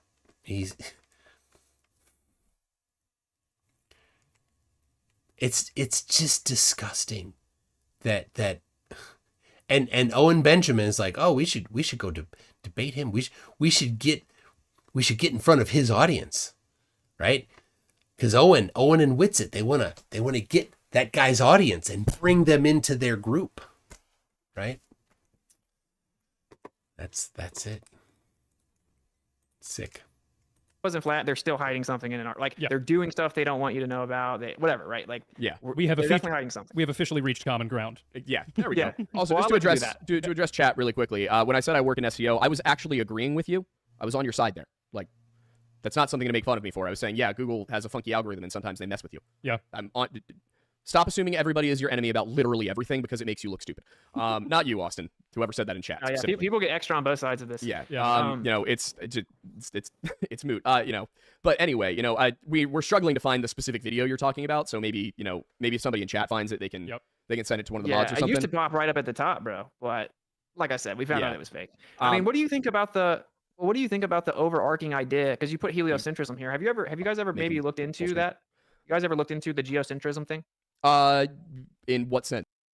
Here he is. I keep saying it. WItsit is posturing himself as a globe geocentrist. Obviously this doesn't mean the Earth is flat or a globe, right? We're talking about like if it's moving or if it's in the center of the universe. Yeah, there's a good documentary called The Principle that breaks it all down, but most people. So The Principle is a kind of a shady documentary because it was Captain Janeway that was tasked with like hosting it. She did not know it was pro geocentrism, but it's backed by Robert Sungenis, a globe geocentrist. People don't know, and this is one of the main reasons I do this, is almost no one knows this, and this is just a fact. According to the mainstream model, Every time he says this is just a fact, he's about to lie. everything that we see in the universe is identical to what we would see if the Earth was in the center of the universe. And the It's not. model says, but that's because it's an illusion created by the fact that space accelerates and expands in all directions and makes it look like we're in the center. See, he's simplifying that so much. Let me remind you, if you are on a boat in the ocean, far enough so that you cannot see land, it looks to you like you are in the center of the ocean. You can't determine whether you're in the center or not. Is there more to it than that? Of course there is. You could use celestial navigation to determine your position. You could send radio in different directions to see if you can communicate with people that you can't see. You could do things to look where the sun is or the moon to see where you are. There's different ways than just, let me just look. That's it. That's all I can do. All done. So there's more than just that. And most people think that it's like a proven fact that we move around the sun and the solar system's real. That isn't true, though. Retrograde, movement of the planet, stellar aberration, everything, there's what's called a kinematic equivalence. Aberration. Oh my gosh. So the reason why it's important. So when he talks about kinematic equivalence, here's what I'm asking for people. Press him to actually do it. Right. And I know that Craig pressed him to do that. Everybody press WItsit. Walk me through right now the kinematic equivalence. And the reason why is because all of these things he's talking about, he's claiming are a kinematic equivalent of geocentric globe. So this kinematic equivalent he's talking about, he's claiming is that the sun is 150 million kilometers away. That's the kinematic equivalent he's talking about there. And the equivalence is barycenter of the solar system with the Earth orbiting it, or Earth stationary with the barycenter, or with the sun, it's not the barycenter of the solar system, with the sun orbiting the Earth. That's the kinematic equivalent he's talking about. And it's pretty sloppy way to do it. But kinematics doesn't deal with forces. It just says, well, here's what we see. Here's what we see. Here's the movement that we measured. So you can determine with kinematics, for example, the magnitude of acceleration of something. You don't know anything about the reason why it was accelerated. You don't know the forces involved. You just know, oh, well, it was accelerated. So can you do that for some things? You can. And you can just say, oh, yep, they move in that direction. And then we can take any arbitrary position in of all of these and have that be the thing that's fixed. Right? So you could have a moon fixed view of the whole solar system. Right? You could pick an arbitrary position in the solar system that doesn't even have a planet or moon or anything at it, and have that be a fixed position, and have and then do the motion around that. That's meaningless though. Right? All that says is we can do that type of a transform. It doesn't mean that anyone in particular is correct. For that, you need the dynamics. You need the forces at play. And the only one that provides the forces is the heliocentric one. Because what causes the orbit of Jupiter to do spirograph patterns for geocentric? Nothing is provided that explains that motion.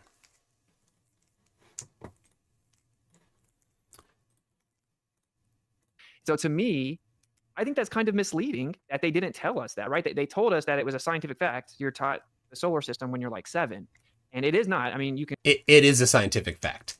This kinematic equivalence thing is just an elementary thing that you don't quite understand. There are other reasons why we understand that the Earth is moving, and the stellar aberration you were talking about. There's what's the kinematics you're talking about for that? Go over that, WItsit. Do the math. Show the math for it. He's never done the math. So pressing him to say, well, show me the kinematics math. He's just saying words. Stephen Hawking, Albert Einstein, you name it. They'll tell you, oh, the Earth could be in the center. I philosophically think it's more likely that it's not. Mm-hmm. And that's fine. But like, they should have told us that, don't you? Because you agree that even an atheist will step back and be like, wait a minute, maybe there is a creator. If the Earth's in the center of the whole universe, it's kind of hard to say that's random. So I think that's significant part to start at, in my opinion. Okay. Yeah, I can see where you're coming from on that. With, I'm at no point going to argue with you about the quality of modern education. That's. I'm a historian by training and by trade even. I mostly now do investigative journalism of missing persons cases, but like I am a trained historian. That's what I went to college for. And looking at the way history alone is taught at the grade school level, you're not being taught history, you're being taught a narrative. Teaching history is, here's the primary source documents, here's what they say, here's how we combine them all together and look at the archaeological record and try and come up with that narrative that is then taught in the schools. Because when you go to school to be a teacher, you don't go to school for a subject and then become an expert in it, and then they send you out into the world with a lesson plan. They teach you how to teach, and then other people develop the lesson plan. And there's actually like entire national agencies that work on this that get they get professors and high school teachers and everybody together, and they say, all right, let's talk about, how do we teach this? What does everybody need to know? And, how do we temper it so that the high school level can understand it and it doesn't break their brains? Because honestly, if you study history for a living and you study it broadly, it breaks your brain.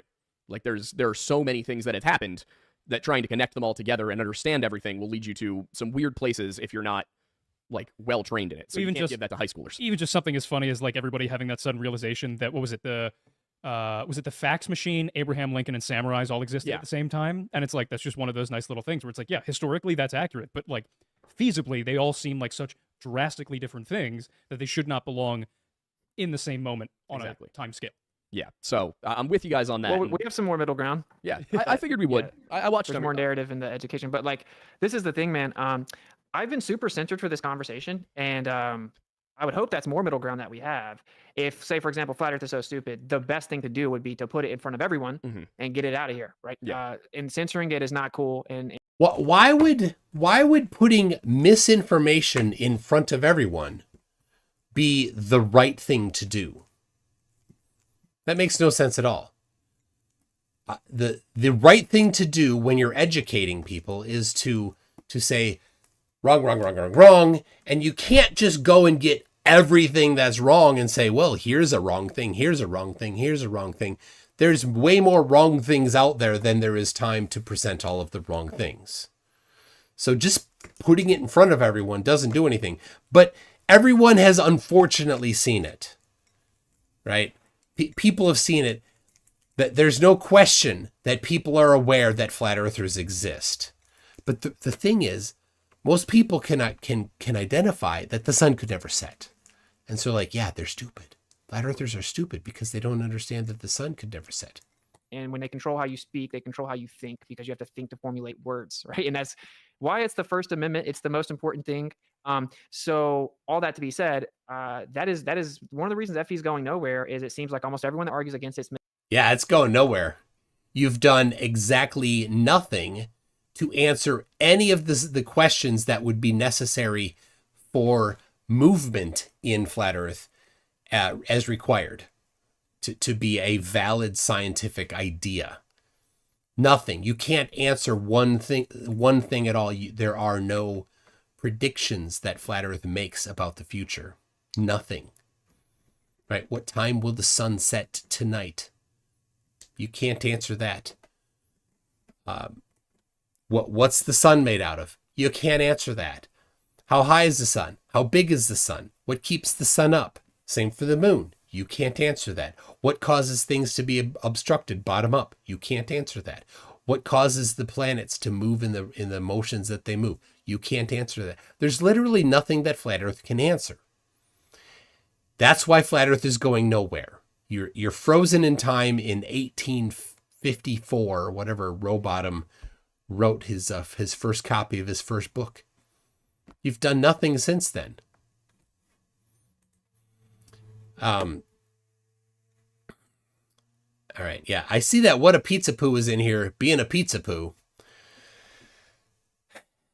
Yeah, he was gonna come here today from Michigan, and we were gonna have dinner together, and then he backed out. So no surprise, flat earthers don't have integrity. So Brenda Creates says, I hate that WItsit made that preacher look good. Hey, it's okay. It's okay. It's not about who of those three pieces of crap in the debate were the one to root for. Root for the argument. That's what won. So, Earthly Skeptic says, could someone compile a video of WItsit naming each logical fallacy and then committing it? He's listed them many times and commits them all the time. I did that a couple years ago for Christmas. It was the 12 fallacies of Christmas. And most of them were, maybe half were WItsit doing it. So I had gotten the different fallacies that WItsit plagiarized. So here's what he did. He got all these fallacies and he went around different sources on the internet to find these fallacies.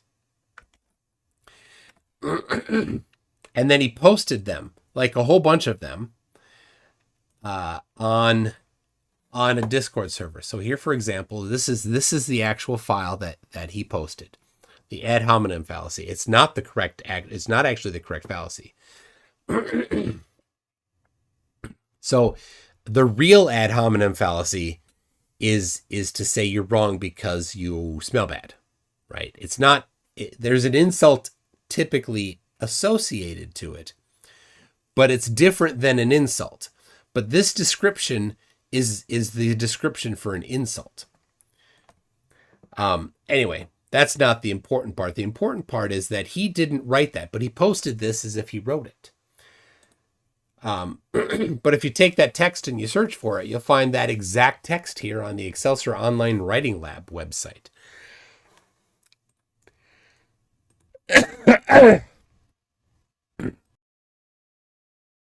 Sorry, I muted the wrong channel and then coughed.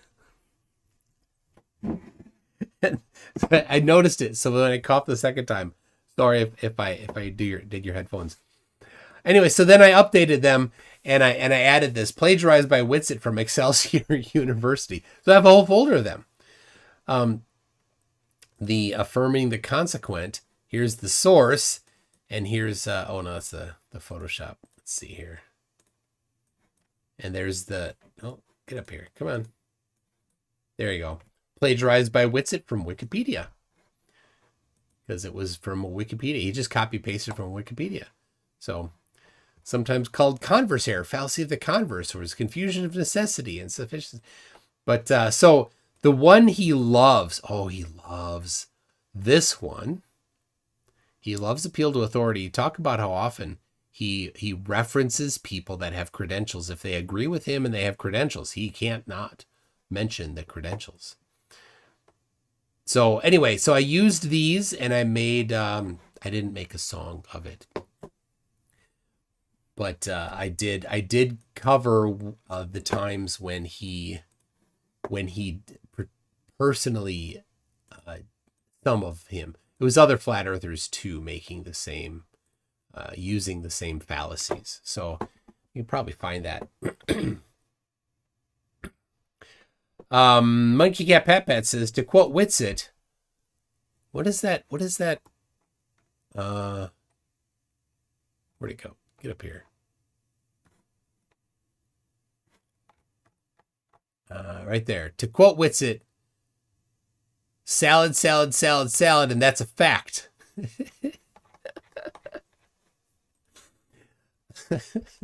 Nice. PhD Tony says, Earth isn't the center of the solar system. The solar system isn't the center of the galaxy. The universe isn't uniformly distributed around the Earth. Well, yeah, and you know, people get a little imprecise when they say the sun is the center of the solar system. It's not. It's the barycenter of the solar system is the center of the solar system, which is often, but not always, inside the sun.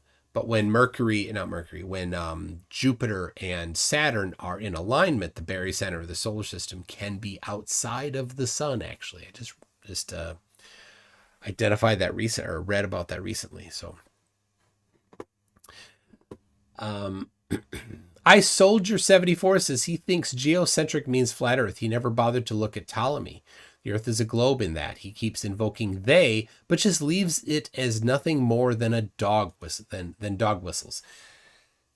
I think maybe it was in the second one I saw some clips of these guys pressing WItsit on who is they? When did they do it? When did they inject the globe into the education system? When did they do this? Who are they? And of course, WItsit can't answer any of those. So he's just like, you know, floundering around as he's getting pressed.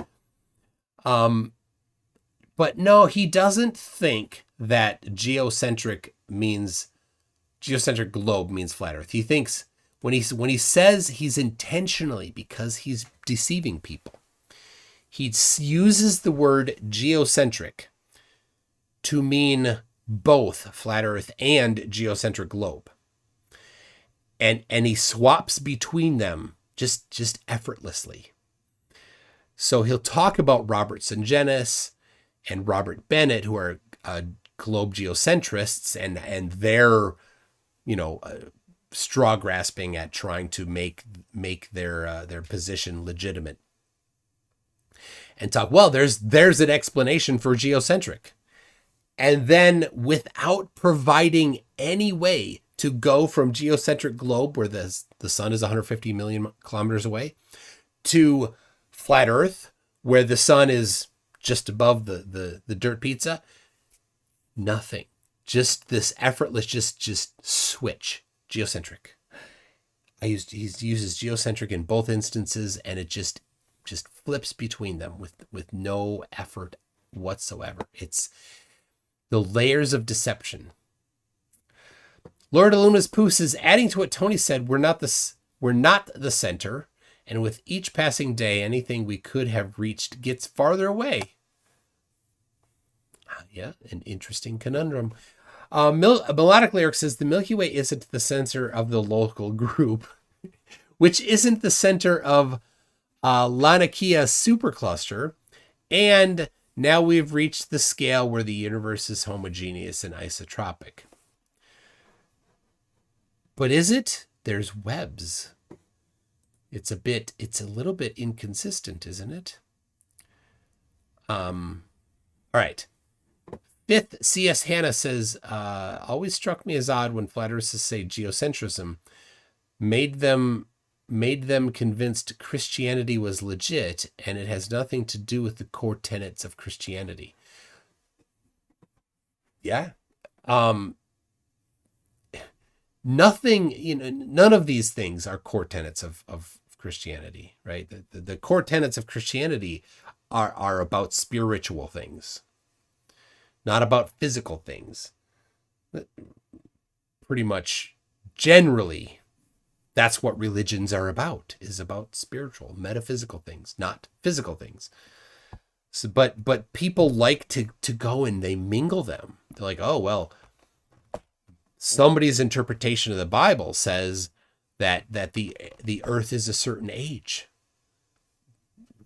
Is that really the message of the Bible? No, it's not. Why spend any effort on things that's not its point? It's not what it's trying to do. It's not communicating any of those types of truths. That's not its claim. So, yeah, it's the context switch, Haiku says. Heiko? Or is that Helco? It's Helco. Misinformed. The mainstream misrepresents it, and the preponderance of evidence suggests that we were being misled. So, like, and this is I remember we were saying maybe we'll get to A. The preponderance of evidence. So he got that quote from Bob Nodell. That was one of his favorite little quotes, saying the preponderance of evidence. The preponderance of evidence is that, well, you don't have it. 8 or not. Really, there's so much to talk about, bro. Right, that we don't have enough time in the day. Yeah, I'm sure. But There's a lot. I will just say I will say this: we proved that the Earth is not moving. No, you didn't. Did you notice he said we? You ever hear flat earthers complain when I try not to say it because I don't want the conversation to go off into that tangent. But when flat earthers say, well, you were involved. So there's a distinction. If I were to say, we measured the rotation of the earth, that would be a we in that the people that did it and I agree with each other about that experiment, the measurement, and all of the ramifications of it. But when WItsit says we proved, and then whatever, in this instance, that the earth is stationary, the people that did it don't agree with him. They don't have the same conclusion about their own experiments as WItsit does. He completely disagrees with them. So you don't get to put yourself into the group of we because they don't agree with you, WItsit. So when Michelson and Morley did their experiment, the Michelson-Morley experiment, they did not conclude that Earth is stationary from that. They still knew that the Earth was moving because of prior evidence, prior measurements. The very first sentence of their paper references James Bradley 1927 and his measurements of the motion of the Earth around the sun. Specifically, he measured 30 kilometers per second. James Bradley measured 30 kilometers per second around the sun in 1727. And the first sentence of Michelson-Morley references that exact experiment. So we didn't do any of that, WItsit. Get yourself out of that collection of we.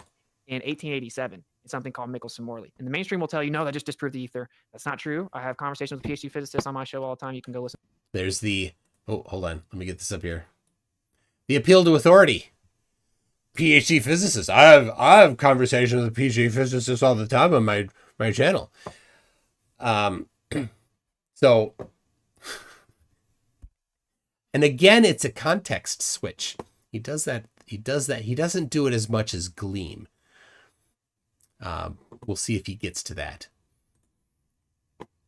To them, it showed the Earth wasn't moving, and everyone was really shocked. And so, No, nobody thought that it showed the Earth was moving, and the shock they had was because they were all in favor of the luminiferous ether, or the undulating theory of light, as they often called it. That's what the shock was, because that was the common understanding at the time. It sparked a scientific revolution. And I have right here the book talking about the structure of scientific revolution by Thomas Kuhn.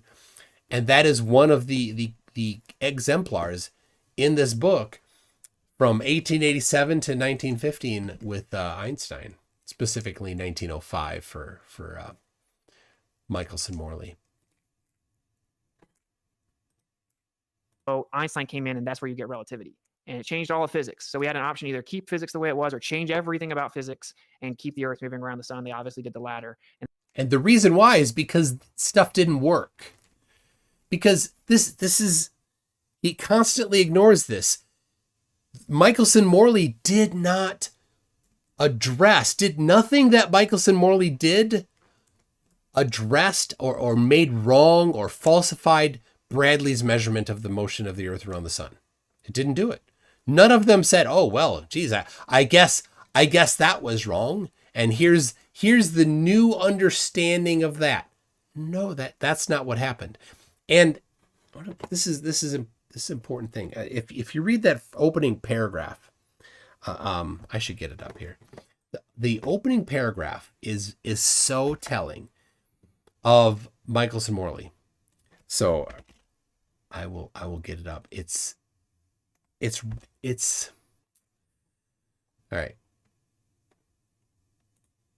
It's very important to understand what they were saying. So there it is. Okay.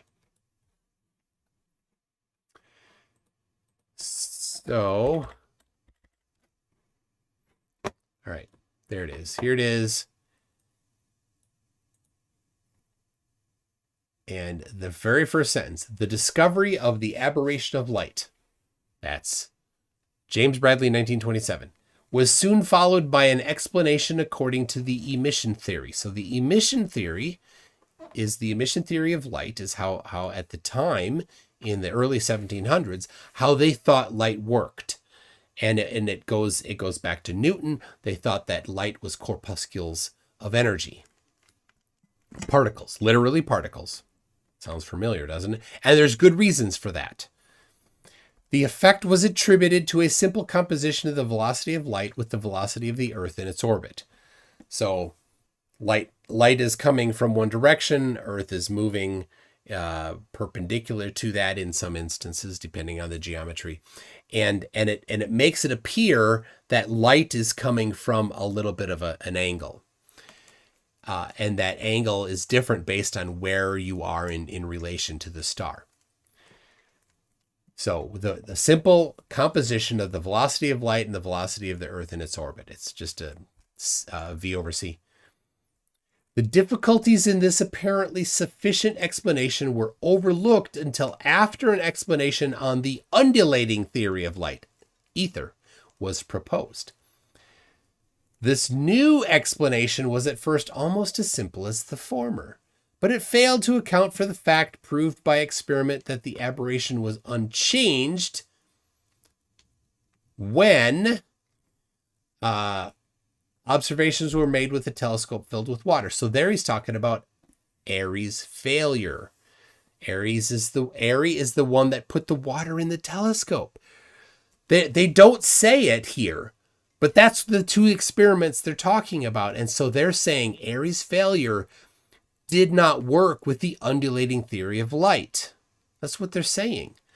None of this here says, well, this invalidated the first sentence. this invalidated aberration of light. Nowhere are they saying that. That wasn't one of the things that was a possibility, because this didn't do anything to put that into question. For if the tangent of the angle of aberration of the ratio of the velocity of the Earth and velocity of light, then since the latter velocity in water is 3/4 its velocity in a vacuum, so light through water is slower than light in a vacuum, the aberration obscured with a water telescope should be 4/3 of its true value. So this is what brought them to the revolution in science. And so the Thomas Kuhn talks about how when you have a current model, a current paradigm, as he says, things, when you get problems with the paradigm, you get cracks in it, and over time they get bigger and bigger. So Airy's failure was one, Michelson-Morley was another. There were some others. So, and they're like, this isn't working. And so from 1887 on, they're like, they're kind of in limbo. Like, we need an answer. And WItsit is like, well, why didn't they just leave everything the same? Because it didn't work. Because Michelson-Morley doesn't work with James Bradley and Airy. They don't work together in the undulating theory. They're not compatible. One of them has to change. But they're like, it doesn't make sense for Bradley to change. And the reason why is because Bradley wasn't alone.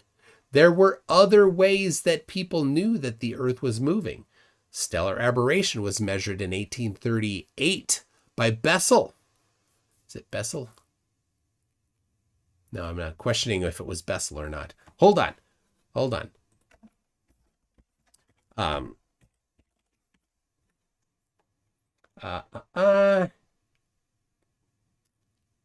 Bessel.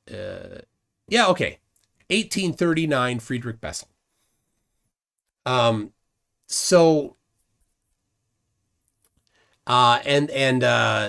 now this was Vogel and Schneier came around a bit later.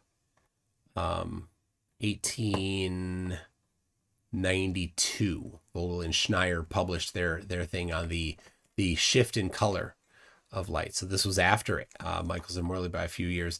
But also there's Romer. Romer had measured a difference in the time of a moon of Jupiter. So all of these different things confirmed that the Earth was moving. So it wasn't being put into question because it didn't contradict those things. So,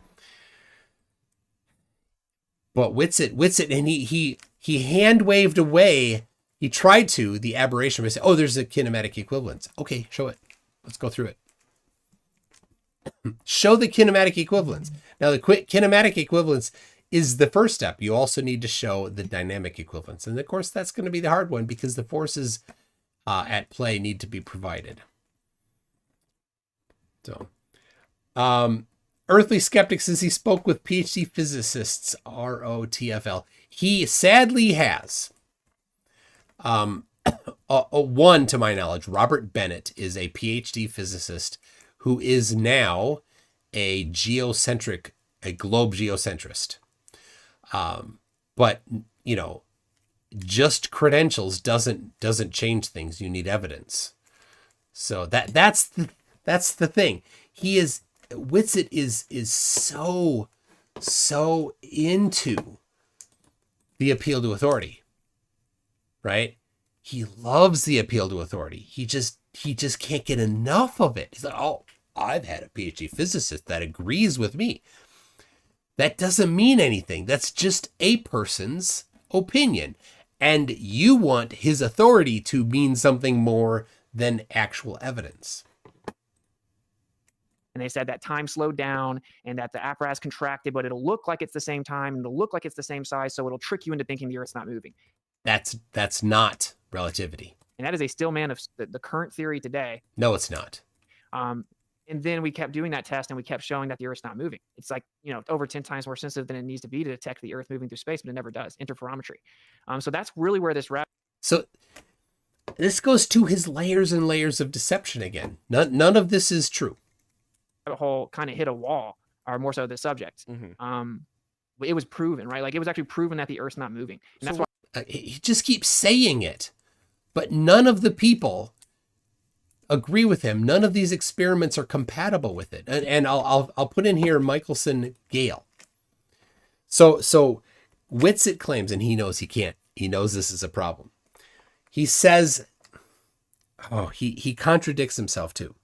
So Michelson Morley, he says, proved stationary because they measured no motion. But WItsit will then go and say, well, Dayton Miller used the same apparatus and measured motion of the ether. Which one is it, though? Is the ether moving in relation to the Earth or not moving in relation to the Earth? Because if it is moving in relation to the Earth, all of the stuff you just said is gone. Right? So you can't now quote Dayton Miller. So Dayton Miller used the exact same apparatus that Michelson Morley did. A few decades later, he got the same apparatus and did it up on a mountain. And he's like, oh, I measured some drift. He didn't. I won't cover that now, but he didn't. So here's the thing that is incompatible. So WItsit says that Mike, at this point in this conversation, is saying that Michelson Morley proved stationary, and it was 10 times more sensitive than necessary. But he's assuming ether. He's demanding that ether exist, right? With no evidence that ether exists. In fact, what does WItsit say about ether?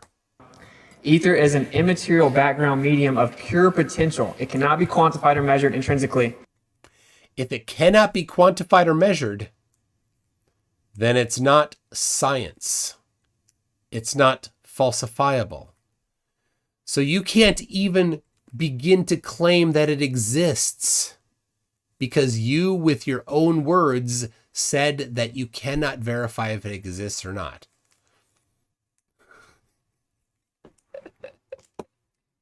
It's just magic. It's just a religion then, right? For him to say that ether exists and also say ether is an immaterial background medium of pure potential. It cannot be quantified or measured intrinsically. Then it's all you have is religion about it. Think about that. It's just a religion, WItsit. That's all you have. Anyway, the second part is, so he claims that Michelson Morley measured the ether stationary in relation to the surface of the Earth. But Michelson Gale measured, he says, the vortex of the ether. Is it stationary or is it vortexing? It can't be both at the same time. So then he says, oh, well, Michelson Morley was shielded. Like, well, you mean shielded so that the ether was blocked inside the building they're in. It couldn't get in there to do it. Oh, really? So then the measurement is completely useless because you couldn't know whether or not you measured motion or not motion because you couldn't measure anything because it was blocked from that. Okay, so Michelson Morley is now useless to you, Austin. Why would you reference it? He literally says this. This is part of the Aether Cosmology group. They talk about that, especially Alan from Space Audit. So which is it? Did Michelson Morley measure no motion? Or was it not able to measure anything because the ether wasn't allowed to get in there? So then Dayton Miller, he thinks, measured some motion. Okay, but it was wrong. But it wasn't enough. And it was at the top of a mountain where there was no shielding and no blockage. But then Michelson Gale measured it, and it was inside of a pipe, a metal pipe. It was shielded. How did it measure something? If Michelson Morley in a concrete building in the basement couldn't measure it because it was shielded, then how could Michelson Gale measure it if it is shielded also? Doesn't make sense. And the more recent ones, Gingerino is embedded in bedrock under the ground. and inside of a metal tube. So how is that working? How could it measure rotation and the vortexing of the ether?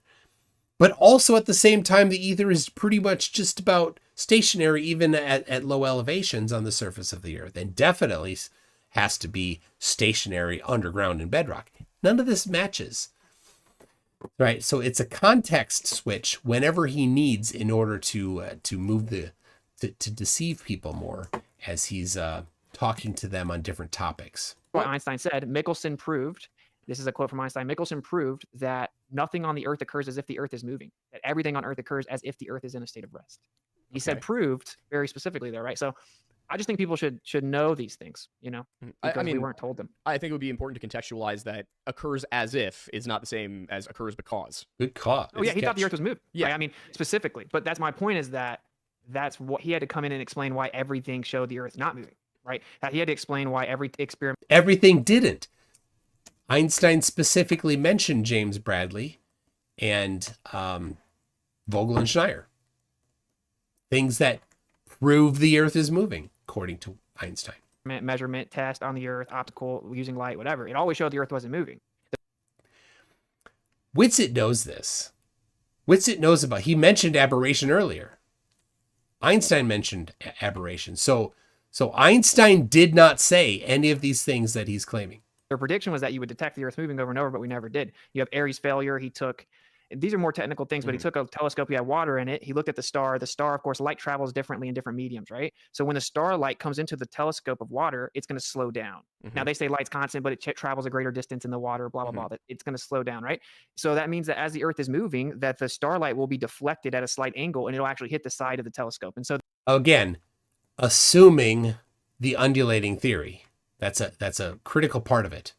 the heliocentric model had a specific prediction. The heliocentric model with ether has a specific prediction. And it didn't happen. And it didn't happen, correct.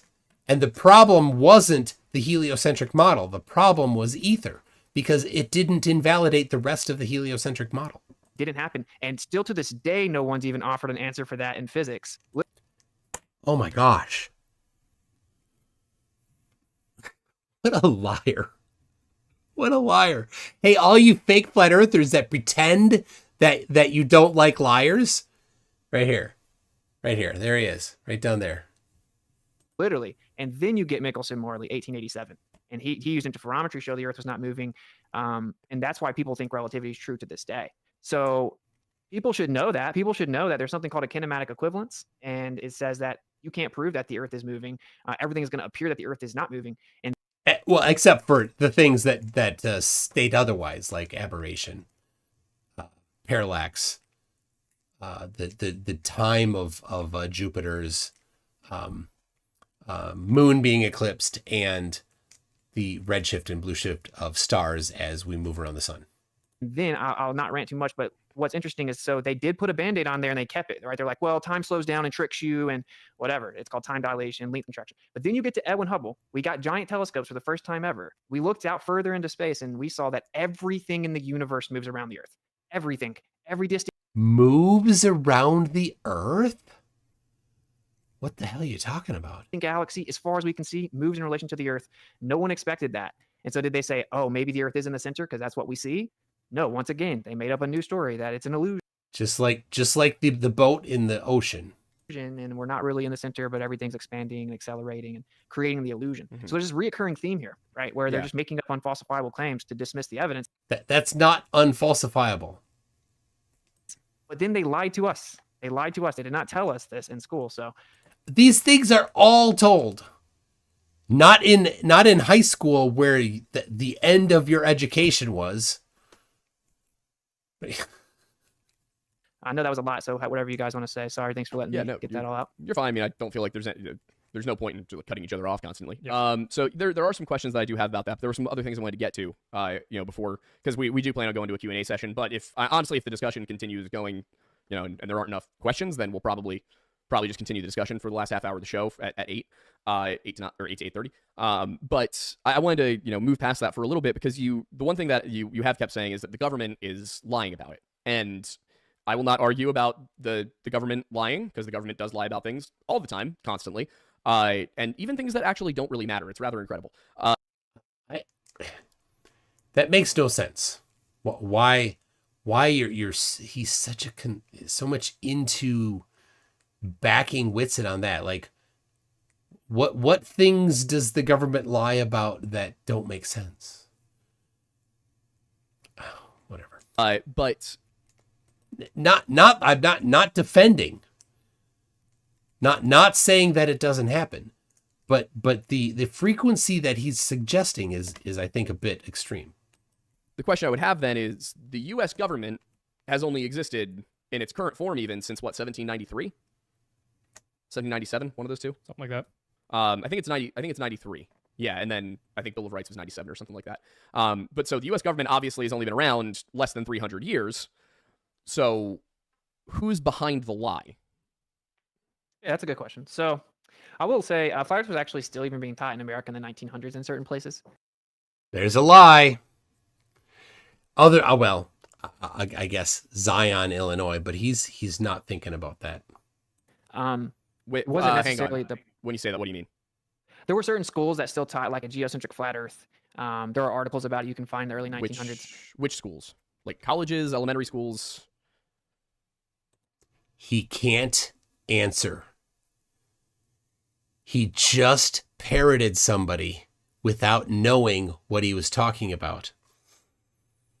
He was indoctrinated into believing it. Elementary, like more primary up to high school ages. Okay, I'm gonna. Which ones? Notice the question. That was a very specific question. Earth was actually still even being taught in America in the 1900s in certain places. Wait, It wasn't hang necessarily on. the. When you say that, what do you mean? There were certain schools that still taught like a geocentric flat Earth. There are articles about it you can find in the early 1900s. Which schools? Like colleges, elementary schools? Elementary, like more primary up to high school age. No, he said which schools. Which school? Name the school. Name the city, the school district. You know, where maybe we could go get the book that they used, the textbook. Just Okay, I'm gonna have you know, to. school was a bit different actually back then, but I'm aware. yeah. You can look up newspaper articles, but it doesn't really matter. I mean, I will say I will go ahead and tell you. He got nervous. He got nervous. You can look up newspaper articles. But hold on a second. I know exactly what he's thinking of. I know it exactly. So now WItsit, being easily fooled, being easily indoctrinated, didn't do his own research. But guess who did? This guy. Here you go, everybody.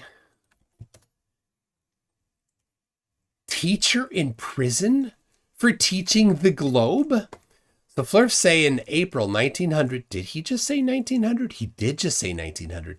A newspaper article claimed that a teacher in England might be put in prison for teaching the Earth is a globe. Flat Earthers love to cite this as if it were a real likelihood. But did they do their own research? Here's the original article in the Grand Marais, Minnesota newspaper from April 21, 1900. Yes, Grand Marais, Minnesota. All right. I don't know if I'm going to be able to find it quickly here. Let's see. So the point is, let's see. I don't know. I'm not going to read the entire thing right now.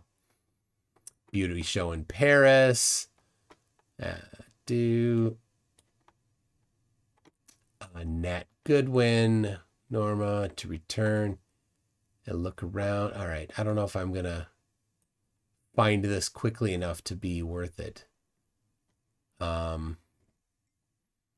So anyway, I have the second one here, the Cook County Herald. This is the Grand Marais. Okay, so the point of this is the first one is, I think, from England, and the second one is referencing the one from England. There it is.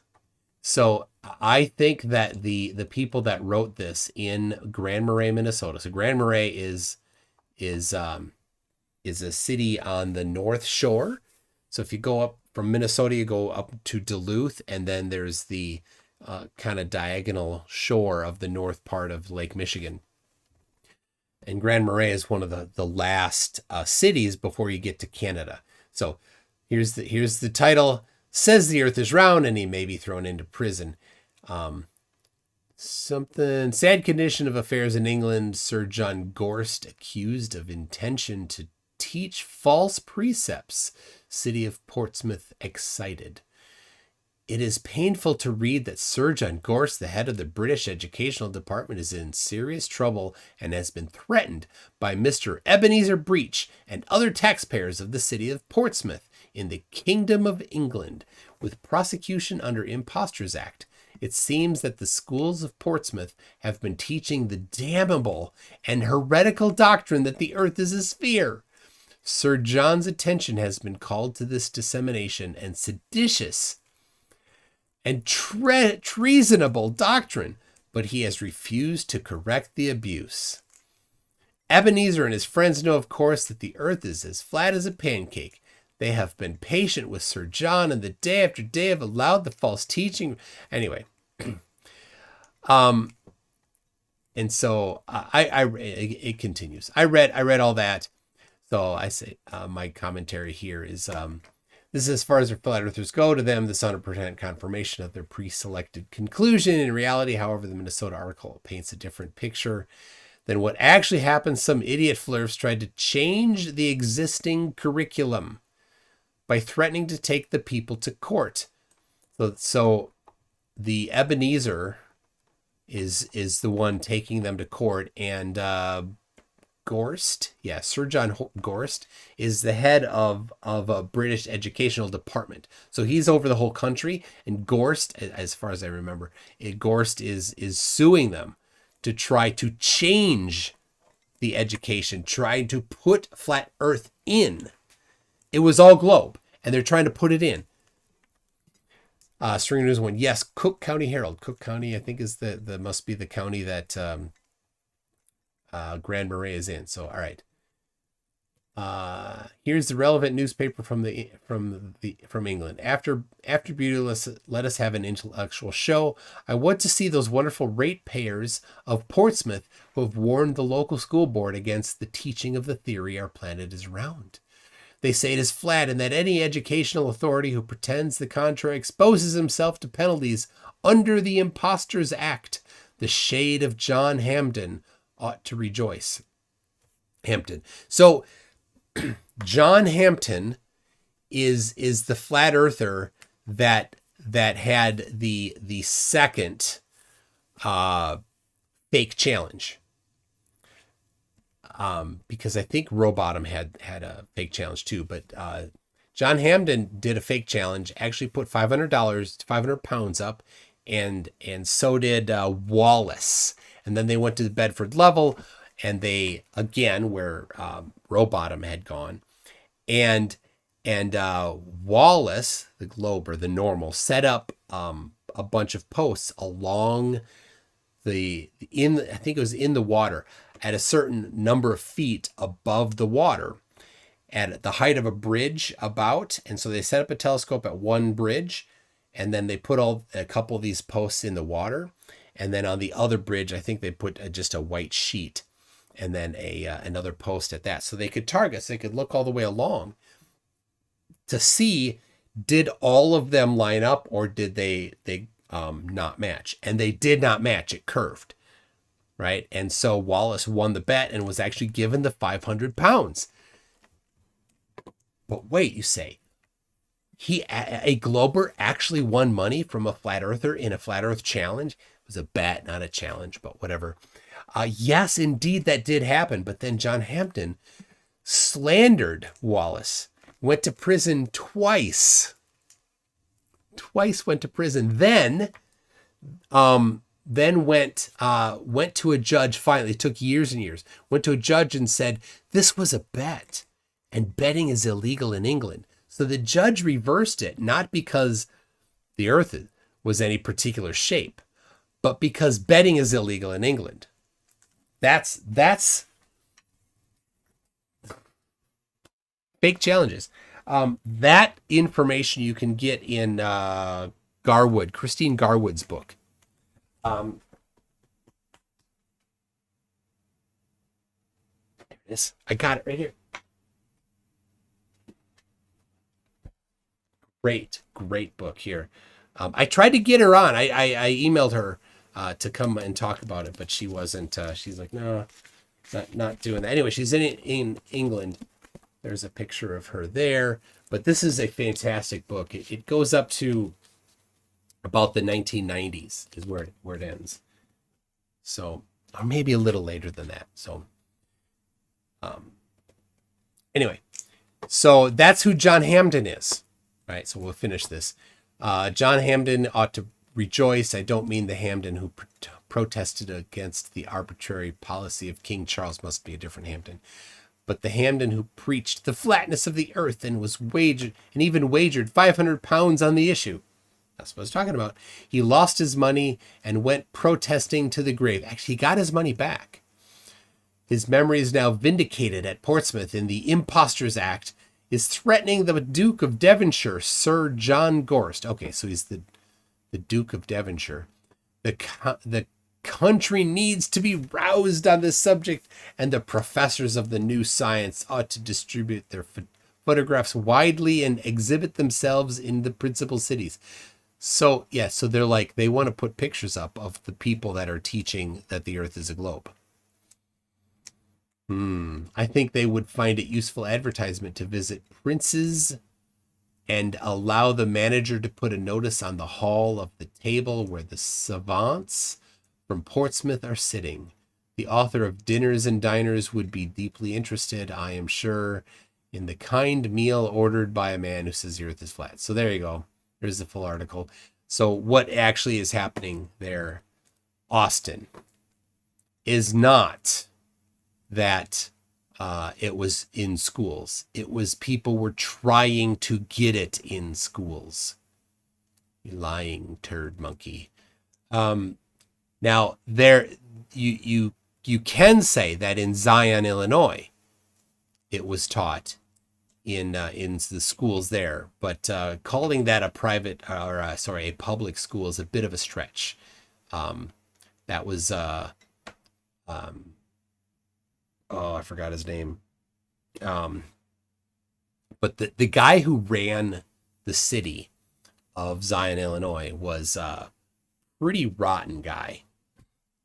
And he ran the city like a dictator.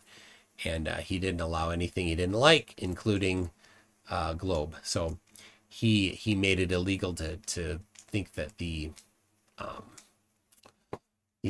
to teach any of that stuff. So yep, there was that potential school system that taught that, but that would be the only one I know of, and WItsit knows of none, because when he was pressed on it, he could not answer. Think about that. He could not answer, yet he made that claim. Well, what do you have to say about somebody making a claim, Austin?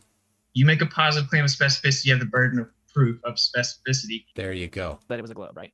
For sure. But if you look, I guess to answer your question directly as to who's lying, I think almost no one's consciously lying. There are some people, right? There are some people. The government is not letting us go out past 60th south latitude. That's a lie. That's what I mean by the government's lying. The government's hiding what's past the 60th south latitude, and they went there in 1946, Operation High Jump, and that's after we brought the Nazis over here in 1945, Operation Paperclip. Man. Guy that's flirting around with the anti-Semitism that he's flirting with. Talking about them.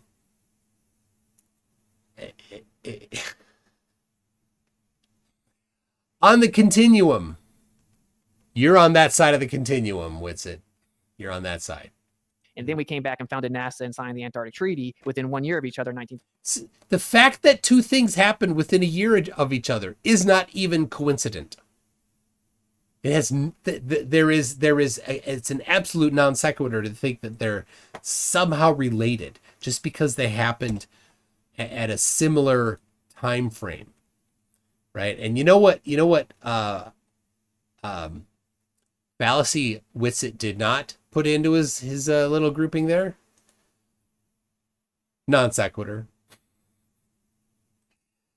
He didn't put that in the grouping. He didn't come up with that list of things. So 1959. That's after Operation Deep Freeze, where we found a little America and Antarctica there. So that's the government's direct contribution at this point, is they monitor the North and South, quote unquote, poles, and don't let free and private exploration take place. I don't know why he added the North in there. He's made this claim about the North before. There's nowhere, anywhere, anything that stops anybody from going to the North, other than just the empty claims of a few flat earthers. There's an annual marathon at the North Pole. But really, I mean, it's kind of a misnomer. People think that the globe was proven 2,000 years ago and stuff like that. That's what Wikipedia will tell you. That is not true. Even if you believe the story of the Greek guy, which Eratosthenes, and speaking of primary documentation, none exists of that story whatsoever. Only two secondary sources do, and they contradict each other. But it doesn't matter. You can still do it today. The point is, they were a minority, even in Greece. You can still do it today. He said that. And the world did not think that. So in the 1800s, Another book. This one right here. Inventing the Flat Earth. Either chapter 2 or chapter 3 goes over the history. Chapter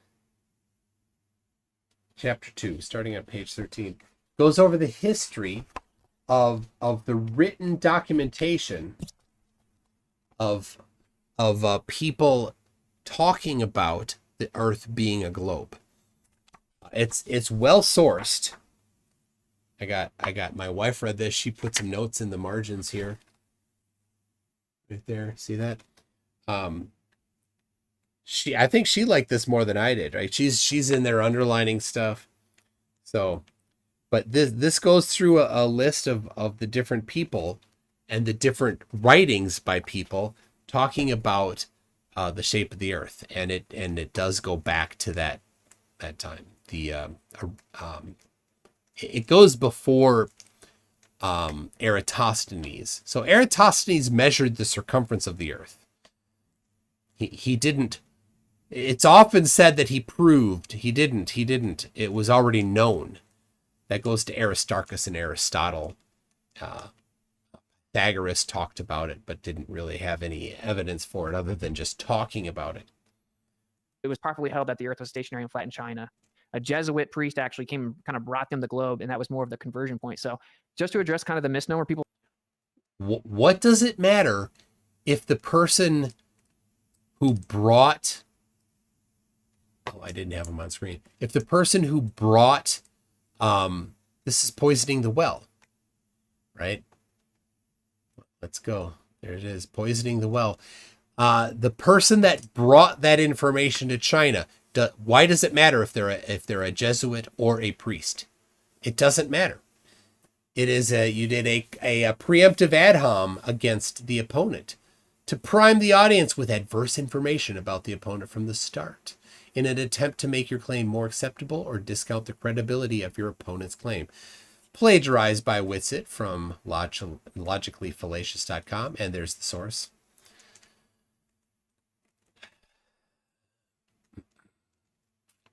Yeah, I have Off the Edge by Kelly Weil. Also is another book. I have this whole section here. A lot of these are books on the topic. So,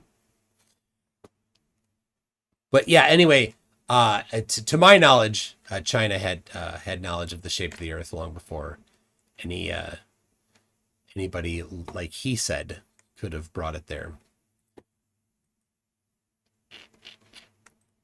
People think that people have thought the Earth was like a globe flying through space for thousands of years. That isn't actually true. And then as to who's lying, I mean, you know how the government works, bro. Mm-hmm. Like, you're compartmentalized. You just do your job, right? Almost no one has to be consciously lying. True, but I think there's a massive misconception in your argument, which is that people in the Western world, in what you might call the Christian world at least, to use historical terminology, 100% believed the Earth was round 300 years ago, 500 years ago, 1,000 years ago. That's not really up for debate. That's well recorded. So I'm kind of confused where you're getting that belief, because it's not just Eratosthenes. Eratosthenes was the one who proved it. And we don't have the exact... All right, to correct Aiden there, Eratosthenes measured the circumference of the Earth in order to be evidence for it being strictly spherical, he would have had to do a second measurement. He only did one measurement.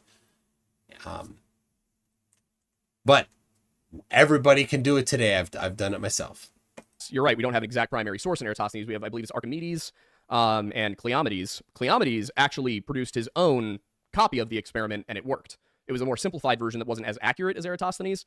But I would argue that saying it was Eratosthenes that was first is the issue. So I guess where would you put it? Where, like the first mention of it? Good question. Yeah, I'm very skeptical of history, right? And so I don't know. I think that we have a very specific way we determine historicity, and it's try to get the primary source or get to hostile witnesses, corroborative, archaeological, anthropological evidence, blah, blah, blah. I grant the story because it doesn't matter. I grant the Eratosthenes story, any replications doesn't matter. Like you said, they proved it. Google will say that it proved it.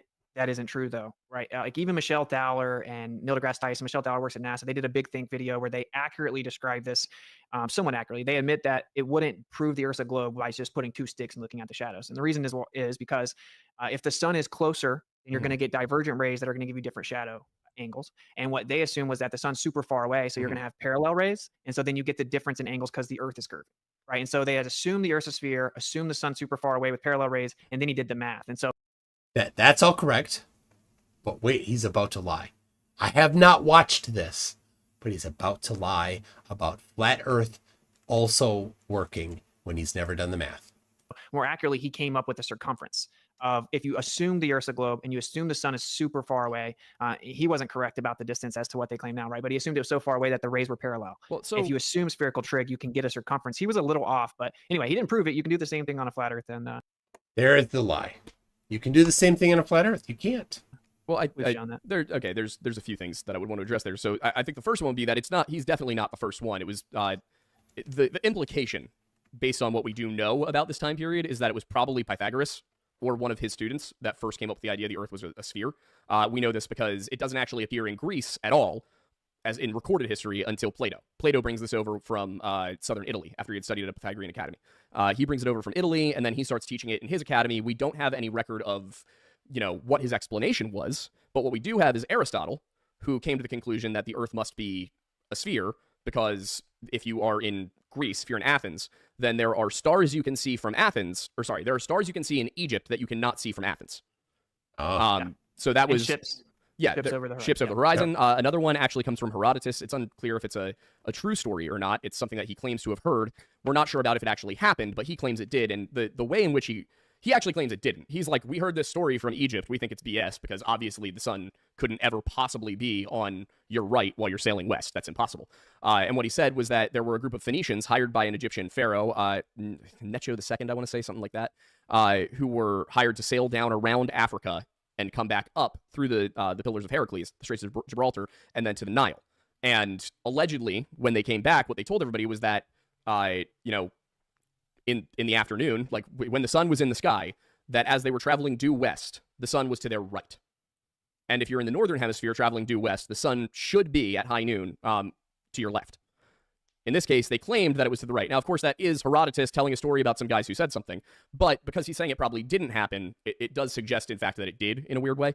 I explained that in a little bit more detail in our video on the topic. But so I wanted to, that's important because the way this comes down to us is that we have Pythagoras, his school of his academy seems to have produced this idea. I like this. Man Devil says this is the longest WItsit has ever shut up. Is he okay? Plato brought it to Greece. Plato gave it to Aristotle. Aristotle produced the actual Aristotle's art. I think WItsit is aware that this guy has a grip on history, and WItsit knows he can't touch any of this. He's like, how can I get off this topic as quickly as possible?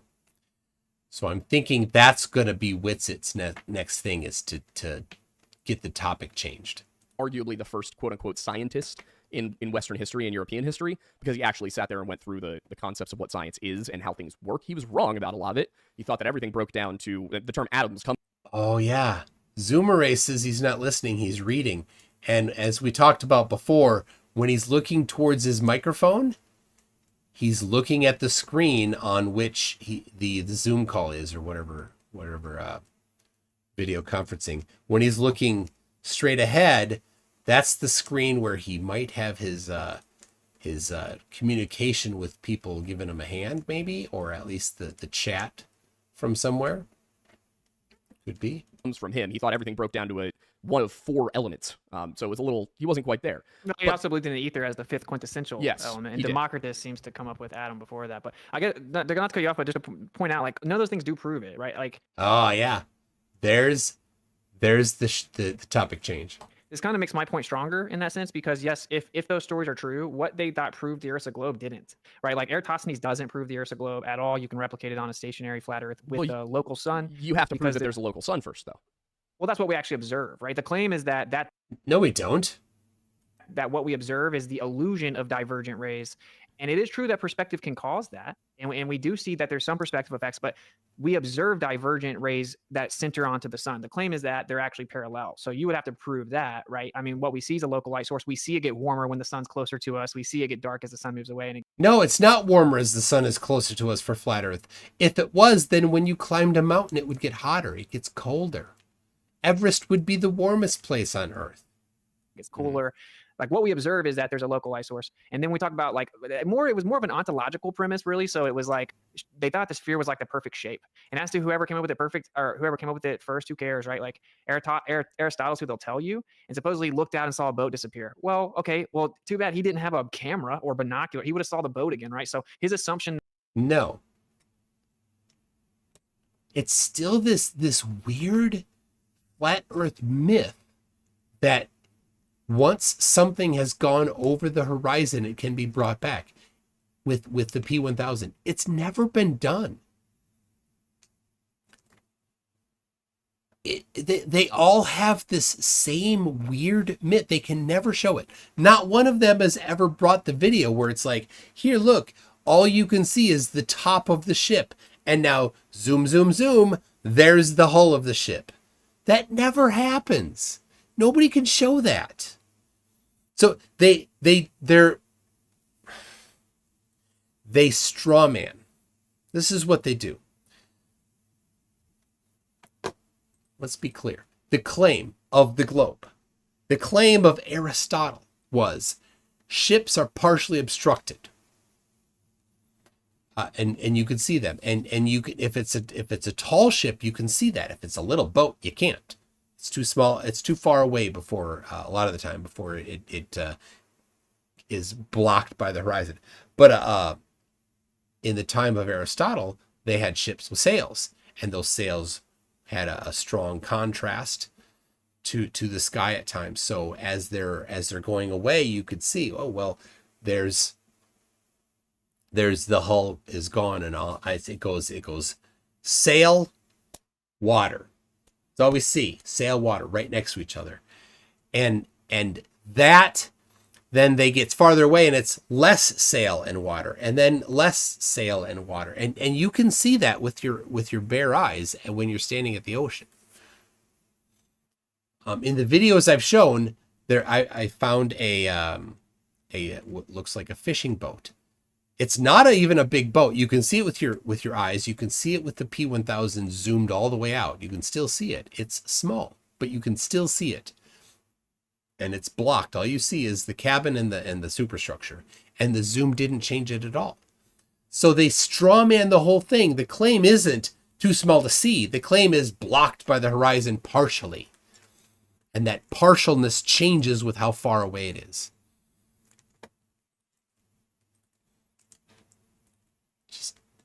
That the boat disappearing proved the Earth was a globe was incorrect. And every single one of It's completely correct. these ancient stories are wrong. Now that doesn't prove the Earth is flat. What it proves, though, is that these mainstream propaganda stories were told about how they proved the Earth was a globe back then didn't prove the Earth was a globe. It's not accurate, right? And, like, obviously you can't just assume the outcome at the onset. Like, if I use spherical trig and assume the distant sun, I can make the Earth a globe in math and then claim you prove it. And long story short, man, we went and tested it. I mean, the Earth cannot be what they said. We falsified the radius, right? So again, he goes through this whole thing and then context switch, right? Before he had a chance to digest those things, it doesn't matter.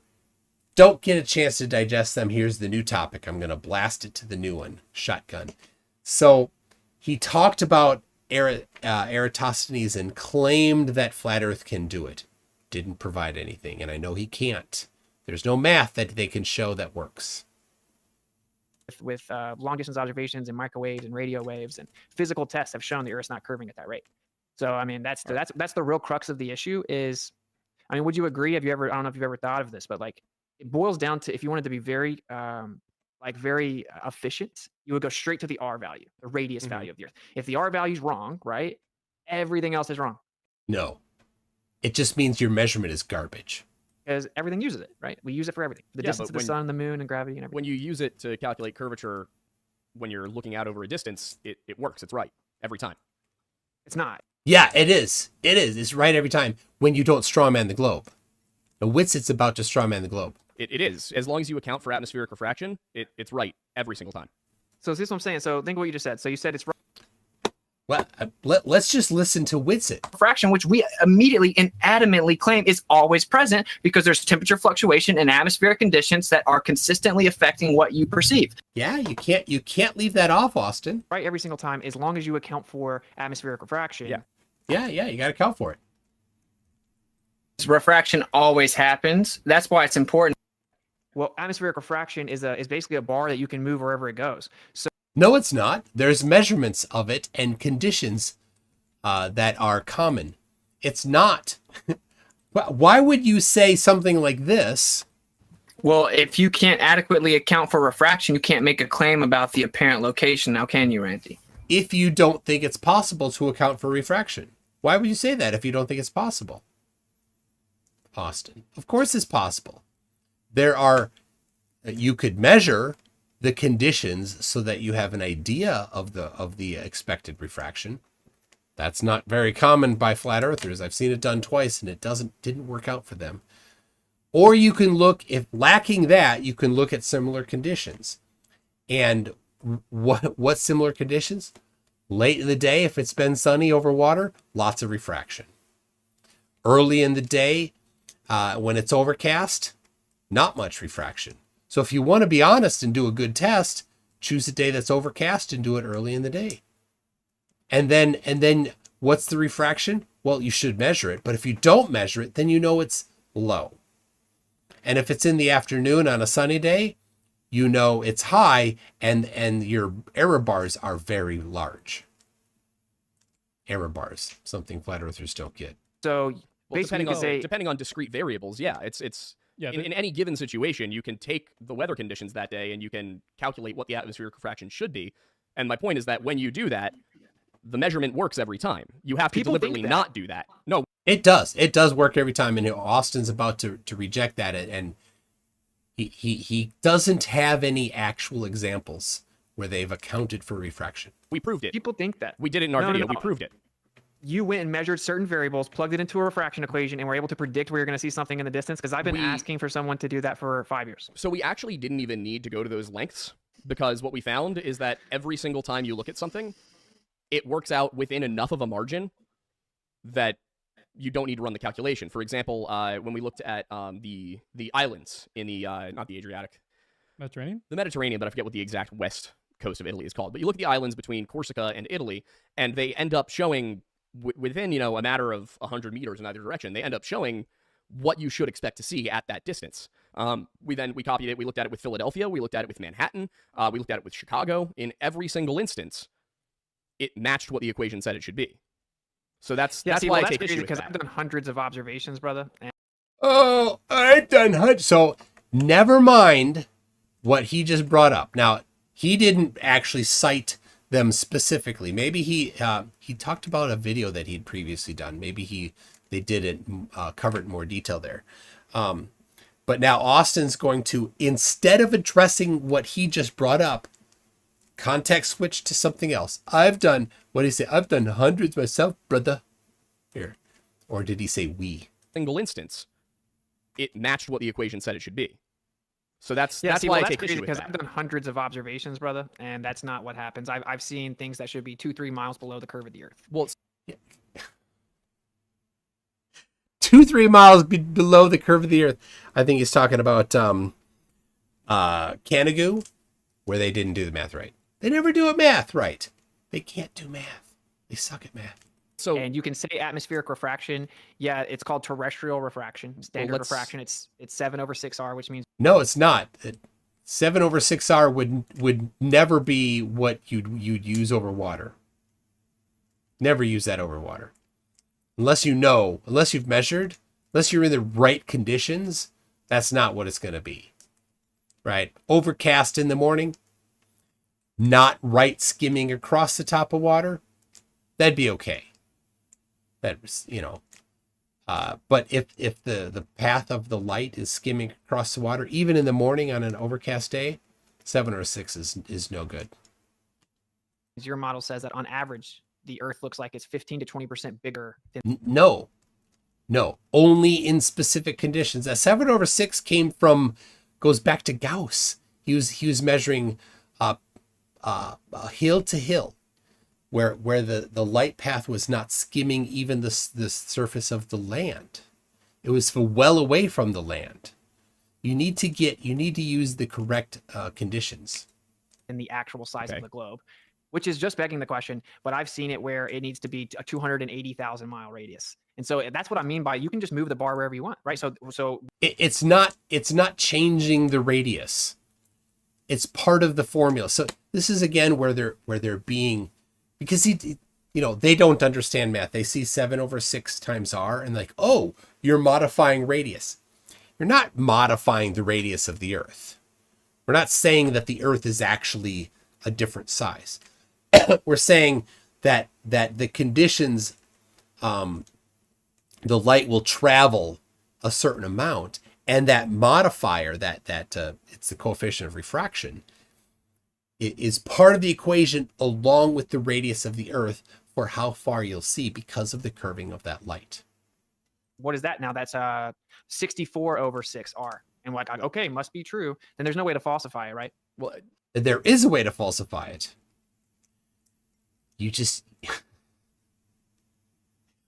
look at the conditions, look at previously measured refraction in those similar conditions, and then test it, and taking into account the error bars, the margin of error of that, because you don't have a precise measurement of the exact conditions between observer and object. You don't know. If you really want to be precise, you'd want to get a vertical stack of thermometers every certain amount of space between you and that distant object, so you can get the instantaneous coefficient of refraction at every point along there. Right? Not an easy thing to do. So lacking that, then you're going to have big error bars. Again, what we're saying is it's a variable by variable basis. So you need to move the bar because the conditions would differ in any given situation. But I guess when you say that you've seen things that should be miles beneath the horizon, what are you talking about? Canigou. Watch it. He's going to say Canigou. Yeah. So for example, one of the most famous observations is because a lot of the stuff that I've seen, I don't have all of it recorded. So we'll just go with like the most famous recorded ones, like Canigou Mountains. The Canigou Mountains can be seen from 273 miles away.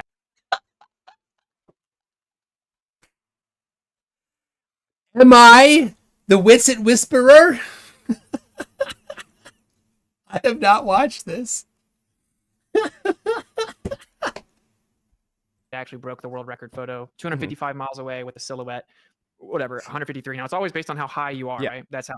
So if you look at it from other mountains and say see at 273 or 255, the top of the tallest point of the mountains should be like an additional 2.5 miles. There should be.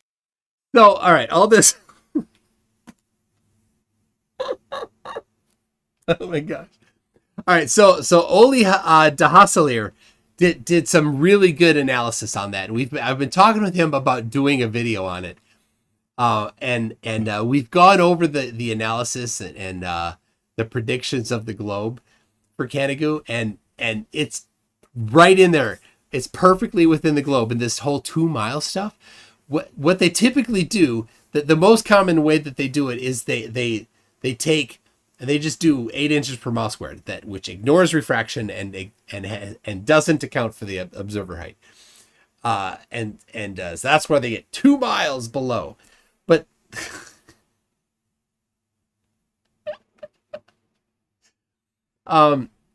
anyway, Ola does have a video on Canigou, and I think already. I think so. Somebody wants to, if you could go grab it, go look to see if he has one on Canagoo. But yeah, we're talking about doing another one. So anyway, they did the math wrong. They got the wrong position. They got the wrong elevation. They, every single thing that the flat earthers did on that is wrong. 2.5 miles of curvature up above the top of the mountain. And curvature is not measured in miles. Now, what globe Earth proponents Linear drop from horizontal tangent is what you're looking for. Or at least drop would be the word. will do is say they will avoid that number because it sounds crazy, and it is crazy. And they'll say, oh, but let's look into it degrees. And if you take it to degrees in relation to this huge Earth, you can make the number smaller and sound like not as big of a deal. You're still claiming that the mountains were lifted optically over 2.5 miles and stopped. No, it didn't. No, you did the math wrong. Right where they needed to look like the Earth was flat. And I'll tell you, you should look. But it doesn't stop right where it needs to for the Earth to look like it's flat because the bottom is still blocked. If it were to look like the Earth is flat, you'd see all the way down. Nothing would be obstructed. A flat Earth means nothing's obstructed because you reject refraction. Or do you? Do you reject refraction? I don't know. Maybe you don't. Come on, soundboard. It would have been a lot nicer if it played already, but it's just spinning.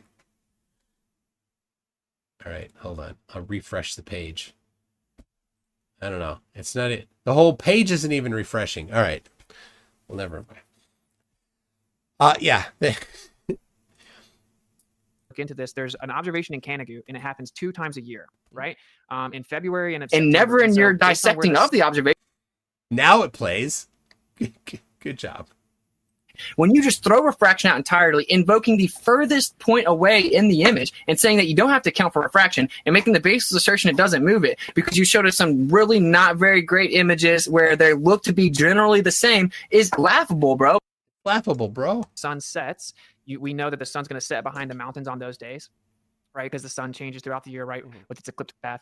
And when the sun sets, so you won't see Canagoo, but then the sun sets behind it and you can see it. Right, because it backlights the mountain, and now you see the silhouette of it. So that's not actually correct either. There are days when you can see Canagoo, and the sun isn't setting just behind it.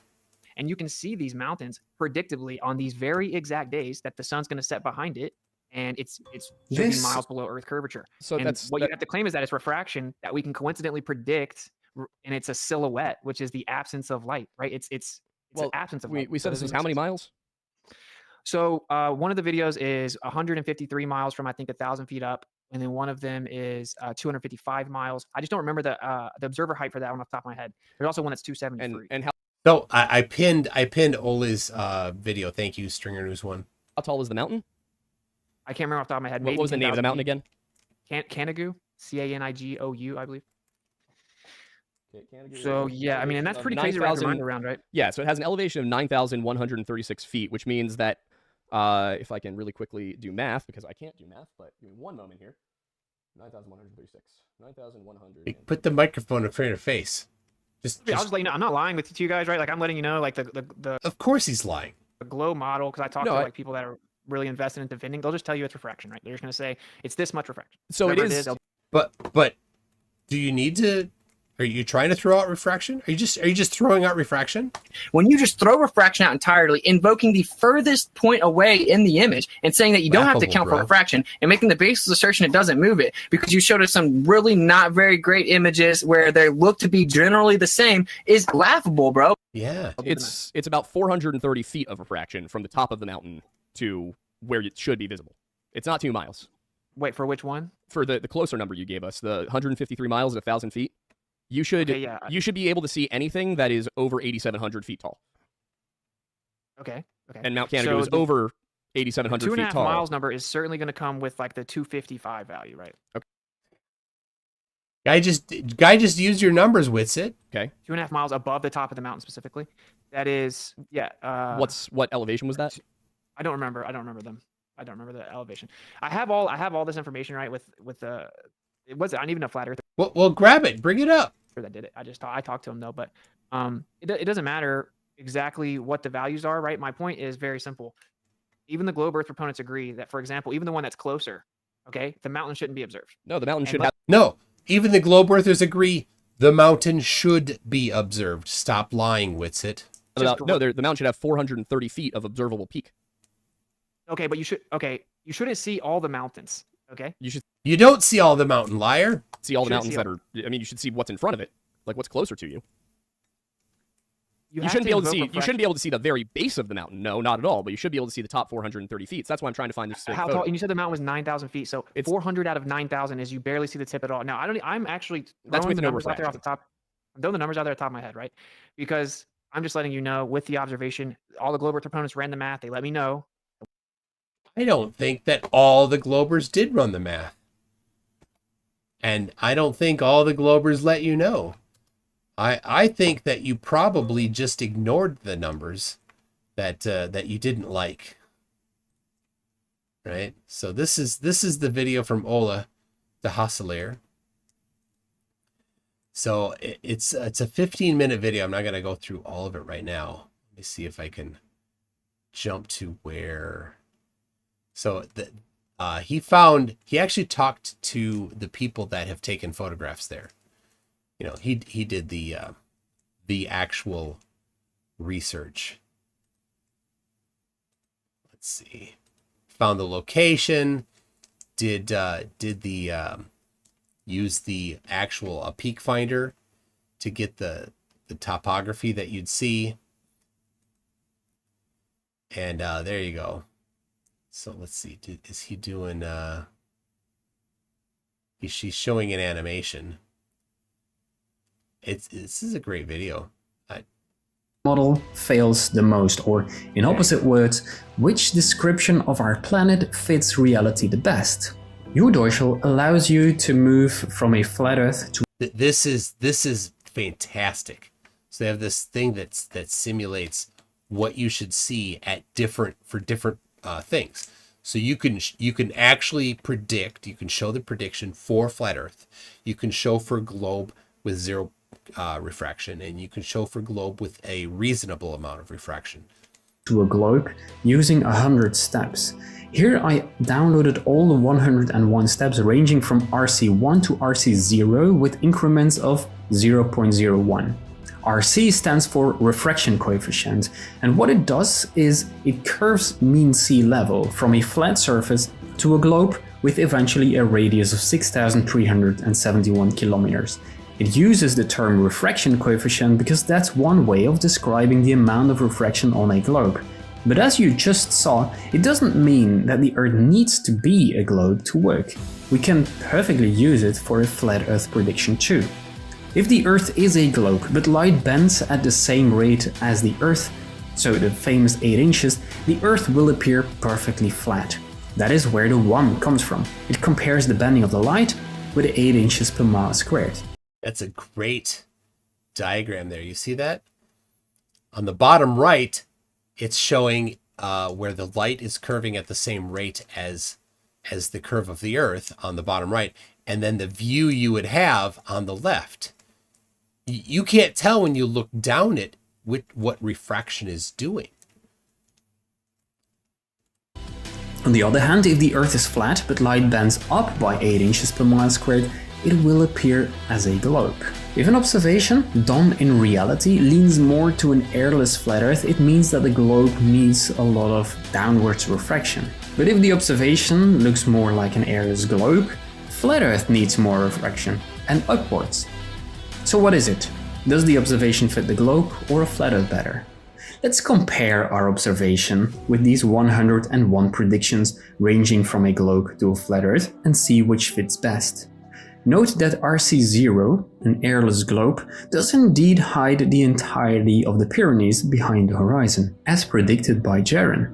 But when we go back and forth, we eventually can settle on RC0.18, way closer to the globe prediction than to the flat Earth prediction. It actually ended very close to what all geodetic surveyors know and use. That light bends down by a gentle 1.4 centimeters per kilometer squared on a globe with a radius of 6,371 kilometers. It turns out that Pic du Canigou is supposed to be seen on the globe. Not the strawman globe that this calculator uses here, the actual globe that so many of us believe in, the globe with an atmosphere. If the There you go. Go watch it. If you haven't subscribed to you better. Super good. All right. what the refraction is, and they're very confident that it's real. They say that the mountains are being refracted up at roughly, a little over standard refraction. And the problem with that is it's the silhouette of the mountains. It's just a shadow. Why is that a problem? How is that? How does he think that's a problem? What? I know the answer. What's he about to? What eggs is he about to scramble here? It's like you walk in front of the light and block it. It isn't the light being refracted. It's a shadow. It's a silhouette. And I can predict it a year in advance. I can tell you when it's going to happen. It's going to happen in September, right? The way I know is because that's when the sun sets behind those mountains and light attenuates, so you can't see the mountains, right? But then when the sun gets... Yeah, it's... Again, I go to... Is he this stupid? Or does he know and he's counting on his followers to be stupid? I don't know. It's hard to tell.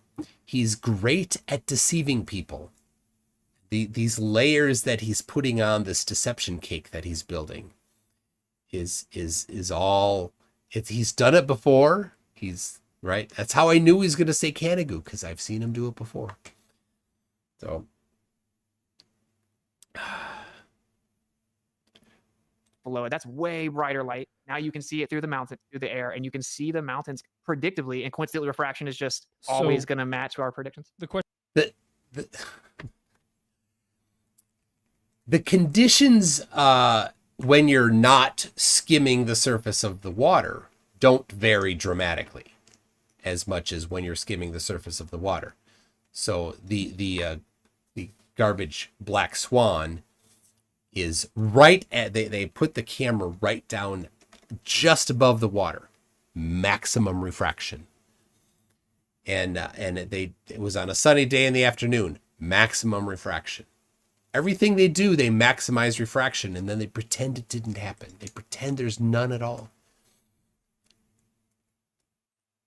Question I have there is, how are we predicting that it's going to happen on the specific day? Because of the cycle of the sun. So we know, like the sun will set in a little bit of different portion of the sky each day, right? Throughout year, it kind of progresses, right? You have the analemma or whatever. And so on certain days, the sun sets where it goes right behind those mountains. Right. And this is... How do we know the angle that the sun is going to set? And how do we know the time that the sun is going to set? Well, both of those are well predicted using the globe. The flat Earth does not predict that the sun will ever set, but you actually can predict the angle that the sun will be at a particular time. So take the time that the globe predicts the sun will set, because it's accurate, and then take the dirt pizza, get the observer position, and then put the sun where it will be at that moment, and then draw a line from the observer to where the sun will be, and then that gives you your angle. But it never works. It's never right. Well, like a broken clock. If it's the right position, it's, twice a day, it's right. But these never are. None of these, none of these hit the jackpot lottery on the exact that one day and position where the flat Earth matches. Generally, they don't match at all. But it doesn't work. So we've falsified flat Earth because the angle to the sun doesn't work, and flat Earth predicted that the sun could not set. And if you disagree with me, tell me what time the sun will set using flat Earth geometry. If you cannot tell me what time the sun will set using flat Earth geometry, I will use flat Earth geometry, because I can do the geometry. I can tell you that the geometry says that there will always be a positive angle to the sun. It can never set. It's not complicated geometry. So if you want to go ahead and show the geometry for that, please do. but no flat earther has yet. All right. I got a couple. I'm a little behind on the super chats. I don't want to get too far behind. Siggy Sigwald says, I was promised flying cars by the year 2000, and it's 2024, and we're discussing science from the 1800s? No kidding.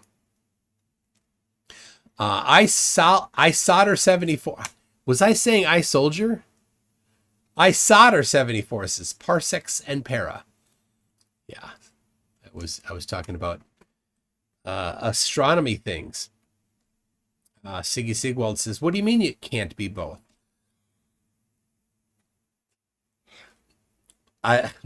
Sorry. What do you mean it can't be both? Have you heard about quantum physics? I think he's talking about, well, I was saying it can't be both Michelson-Morley and Michelson-Gale, but it goes to the emission theory of light and the undulating theory of light. Emission theory is discrete particles, and undulating theory is waves. And they both were people thought that those were the way to do it because there's reasons. It does appear to be individual quantities of light.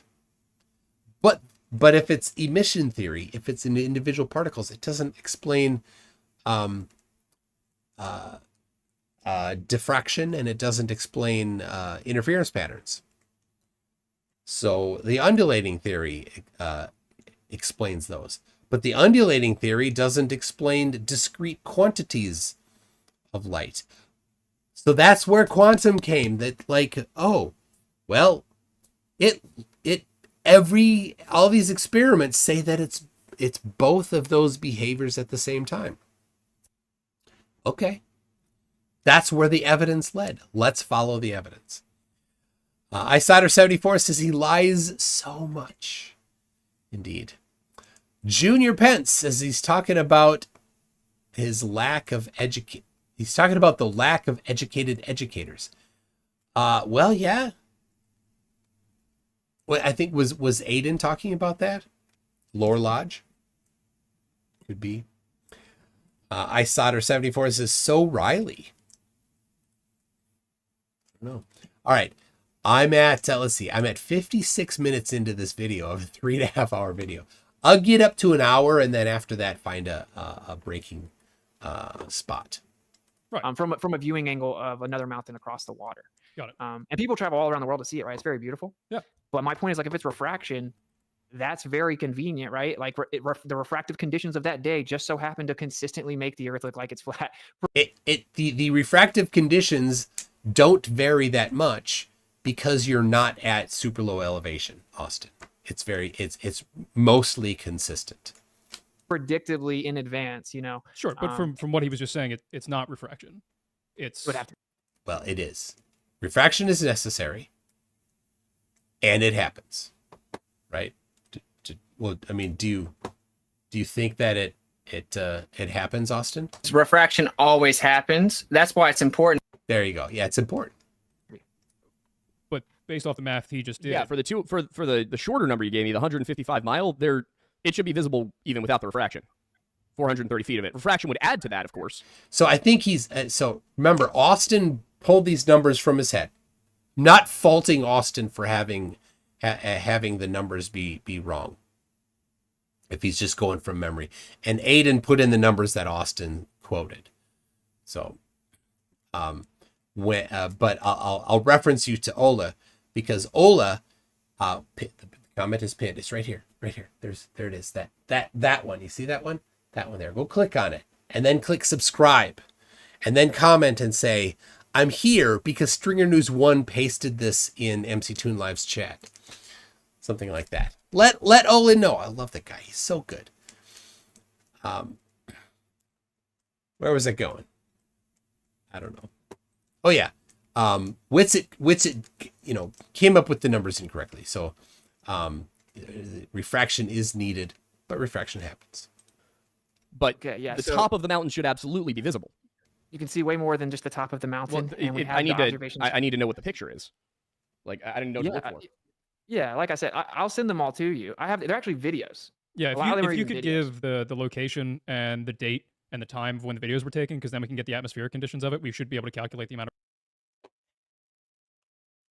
This is another trick, right? WItsit doesn't have it handy. He's always ready to bring up stuff, but he doesn't have them typically, and it's a little bit of a trick. And so when the X spaces on what used to be called Twitter, the X spaces, it's just voice. You can't share any video, right? You can tweet something and then everybody could go get it, but it's not interactive on that. So that they don't, you can't bring evidence up in that instance. That's why they like it. And Austin isn't bringing it up here. I don't know if you've noticed this, but I try to always have my evidence at hand, right? When I'm on Modern Day Debate, when I'm on Jaren, when I'm here, hey, here you go. I've got it on screen right now. WItsit doesn't have it. And that's to his benefit to not have it. He can just toss those out there and say, oh, I'll get it to you later. And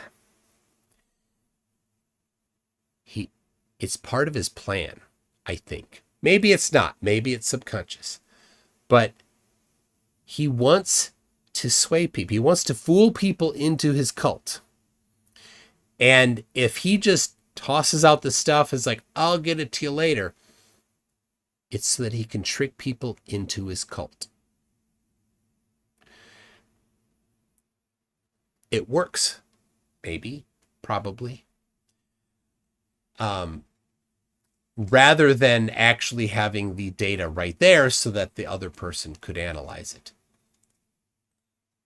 And rather than actually analyzing it correctly, and rather than actually not strawmanning the globe.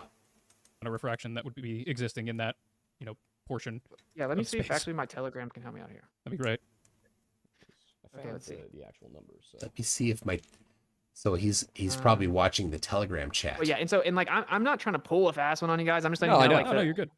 globe Earth model for sure. I talk to people that are like, like obsessed with proving the globe. Trust me, and like I think truth doesn't fear investigation. I try to stillman the globe. The stillman of the globe in this, He never steelmans the globe. whatever the values are exactly, for sure, is that the mountains were refracted around the globe in all three of the scenarios. And So one you thing. can believe that if you Well, want the to. only my issue is that the only example you've given us turned out to match what we said. No. You gave us We see 100. way more The than- only numbers you gave us match what we said they would say.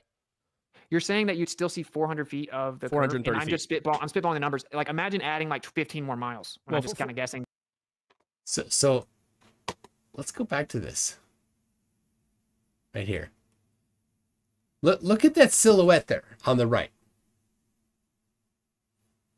How much of it are you seeing? You're not seeing a lot of it.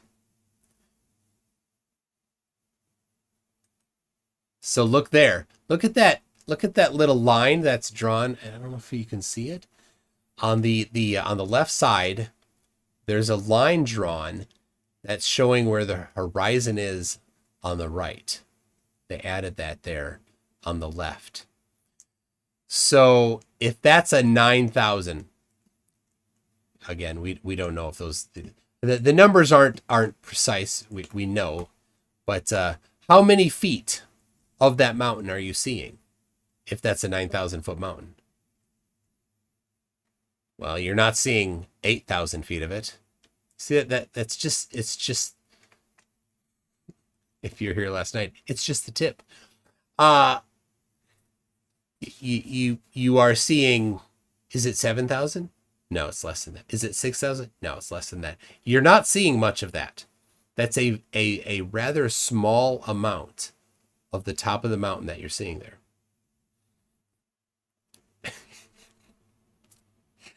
So Ace SW says, I'm only at 108 into the stream, and this is where I just need more breaks because he just tosses things out there and does not bring it up so much. Oh, and the lies get more obvious. All right. Well, I'm guessing that tomorrow's live stream will be an interesting one, as it certainly will be getting more heated, more aggressive. So, all right. 400 feet of the mountain. But it doesn't even matter. Like 400 feet of the mountain of a 9,000 foot mountain is not a large percentage. So you're just going to see like the peak of the tallest part of those mountains. Canigou, the tallest mountain, is around There you 9,000 go. feet, right? Got Which it. means you're not going to see all the other mountains around them. You're just going to see the top 400 feet of the Yep. tallest mountain. Exactly. That's not what we see Nailed in it. observation. We see the sunset behind an entire range of mountains, and you No. see much more than just the peak of it. No, not The at all, official Austin. globe position is that the mountain's being refracted up, and sometimes it's seen, for sure, sometimes it's seen where the entire mountain should be below the horizon. And like, it's okay. Like I said, they claim it's standard refraction. It bends around the globe and just the rate matches the globe or whatever. But to me, like, We don't claim it's standard refraction. We claim it is refraction. Let's look at the conditions and make a prediction, and then get a margin of error on the prediction because we don't know the specifics. let's just use some common sense. Okay, let's use some common sense. All we see is the little tip of the top of the mountain there. On flat Earth, nothing could block it. Nothing could get in the way. Think about this. If the Earth is flat and you're above the flat Earth and looking at something above the flat Earth and you got the water here, the water down there could never get between you and the mountain. It's down there. How could the water get between you? Would it bulge up? Would the light have to bend up? Would it have to start going this direction and curve up? Oh, I got blocked, but the stuff just above there didn't get blocked. You're going to have to, for this to happen for flat Earth, you're going to have to come up with a large amount of optical things happening to only see the very top of the mountain. You don't have that, WItsit. You didn't do any analysis on this that's accurate. And you certainly did not do any analysis to predict what you'd see for flat Earth. You can book a flight right now for September, and as long as it's not super cloudy, you can go look at the mountains set behind Canigou, and you can reliably see them from behind the curve. And to me, it's absurd to think that the refraction is just so happen to consistently show us what looks like the Earth is flat. Oh, it's just absurd. So let's see. Hold on. Hold on. There's a name for that. There's a name for it. Where'd it go? There it is. That's called appeal from incredulity.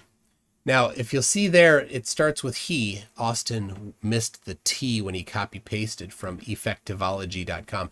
The argument from incredulity is a logical fallacy that occurs when someone concludes that since they can't believe something is true, then it must be false, and vice versa. And then WItsit did not include, for example, someone using the argument from incredulity might claim that since they don't see how a certain scientific theory could be true, then it must be false. So that's exactly, precisely 100% what he just did. Let's listen to him do it again. You can book a flight right now for September, and as long as it's not super cloudy, you can go look at the mountains set behind Canigou, and you can reliably see them from behind the curve. And to me, it's absurd to think that the refraction is just so happen to consistently show us what looks like the Earth is flat, and then lifts the mountains just enough and then stops. But if the to Earth, be right in front of us like it's flat. I mean, but if that's the Earth insane to me. was flat, then you would be able to see it, what you're describing, every day of the year. That isn't true, though. So think about this.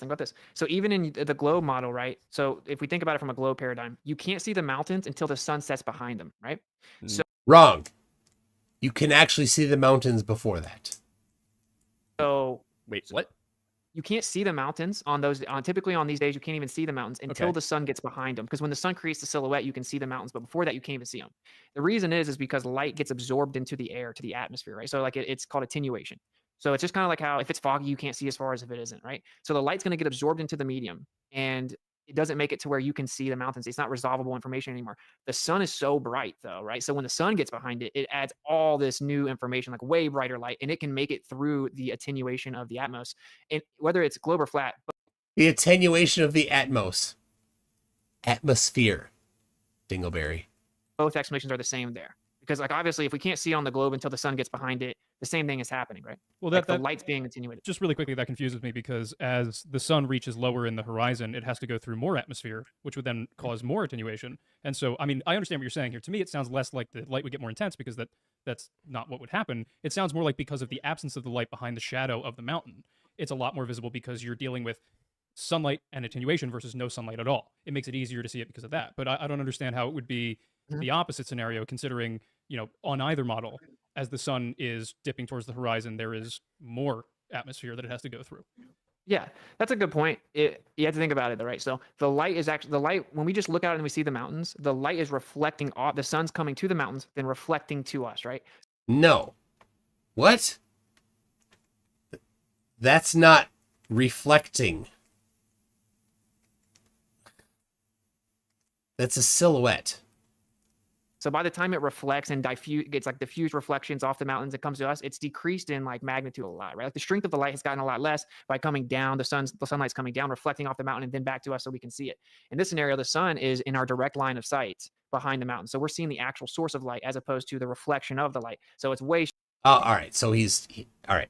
I'll take that back. He was talking about a different circumstance, but yeah, it is seen at times. And again, Ola did get some examples of that. I don't know if he put in that video or if that's something that I shouldn't be telling you all 424 of you that Ola and I are working on a video. Unfortunately, we've been working on it for a while.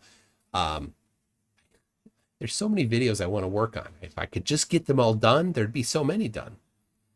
Stronger. And yes, it's in the dense part of the atmos, but the light always is, right? Like in this scenario, we're looking at the mountains through the most dense part of the atmos anyway. Not really, because both the observer and the mountain are at somewhat highish elevation. It's not looking at the densest part. That would be the water. So it's hold on a second. I'll take that back. The water, the light is skimming the water because of the curve of the Earth. On flat Earth, it would not be near the surface of the water. Because on flat Earth, if the observer is 1,000 feet and the mountain's 9,000 feet, the closest that the light path could ever be is 1,000 feet. But somehow, how is it? The light, obviously, right there, you can see it right down there. You can see that the light skimmed just above the water. And on flat Earth, that light path is 1,000 feet above the water at least. Because the top of that mountain is 9,000 feet, about, going from WItsit's memory. Give or take, whatever's the right amount. So how did that happen, WItsit? How did the light path skim the water? It doesn't make any sense. just that it's a line of sight with the sun as opposed to it being up here and reflecting back down. And like I said, this is the same on both models because you can't see the mountain until the sun gets below it. And the reason I brought that up, though, was to kind of address your idea of like, well, shouldn't we always see them if the Earth is flat? Most people don't really think about or know about this, right? It's called attenuation of light. It exists on both models. You definitely would not. Gosh. This is pure BS. I'll explain when he's done. Not see forever if the Earth was flat. The light attenuates. So real quick, okay. Go to the ocean at night. If it's super choppy, that's not the right conditions. You want to do it when it's calm. Where you can look west, right? And so on a calm day. So actually, if anybody lives or visits a place where you can look, actually, it doesn't have to be west. West is maybe preferred, but it doesn't matter. Any direction, anywhere that you can see over the ocean at night on a day when it's calm, can you see the stars just above the horizon?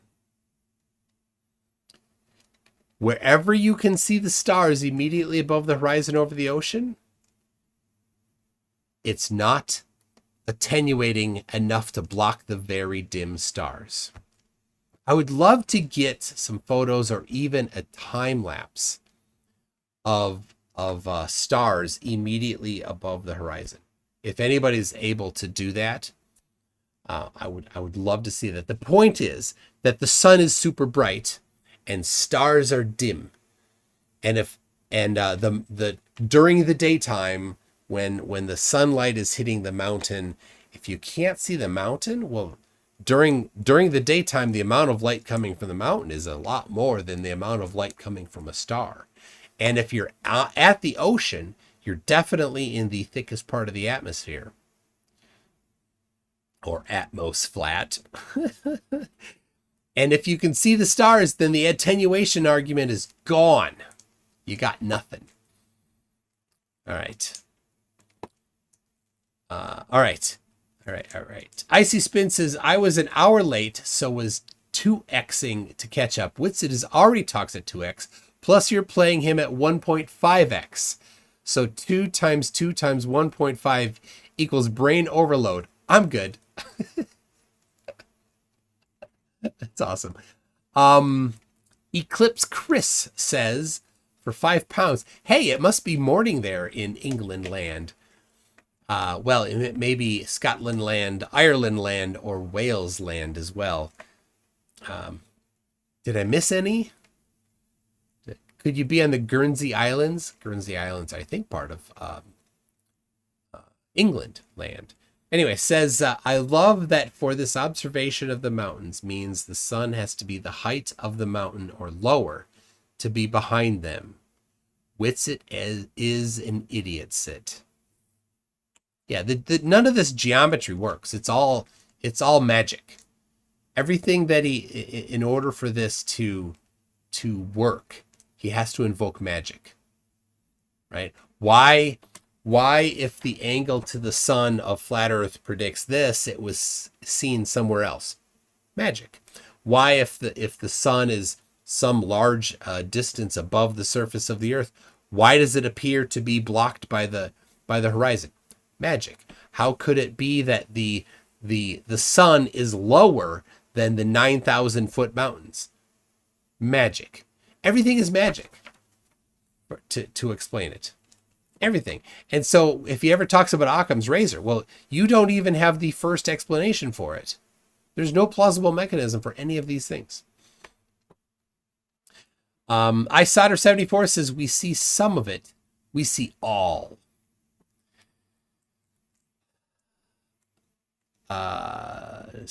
MC Tune South Coast. Oh, you're on the south coast of England land. Is that it? Let's see. Bristol, Portsmouth, Brighton, Southampton. I don't know. How'd I do? Did I name? Were they at least all in the south? I think so. Let's see. Brighton is on the coast. That's where Rowbottom did some of his terrible experiments.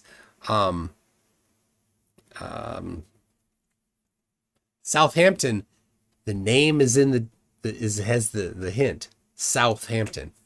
So oh, PhD Tony says, you're still going? I had time to go to a seminar on subsurface Antarctic hydrology and have a detailed discussion about observational validation. I am. All right. So what I'm going to this is going to have to be another round coming up. So I want to hear where Eclipse Chris, there it is. Dorset. I see so much globe evidence in Weymouth from Lyme. I don't know where Weymouth or Lyme are, but I'm guessing they're also on the south coast. But thank you. Dorset is also on the south coast. Icy Spin says, Peachy Tony, no Witsit is still going. MC Tune Live is just a glutton for punishment. So, all right. I'm gonna have to wrap it here, and then tomorrow, it might be a similar time frame, and I'm guessing it might be Friday as well. If you're all gluttons, we can all glut together. So, I was thinking I might actually record a video to be released tomorrow morning, and I don't know if that's going to happen at all. It's 1:30 here, and I work tomorrow. In fact, I have a meeting at 9 o'clock in the morning. So anyway, people, thank you very much. It's been very fun. Be looking for round 2 probably tomorrow. I'll see you then. Here we go. MC2, drop that beat. All right. Let it flow. Let yourself go. So I know that is the tempo. So, yeah, let's do this. So, let's do this.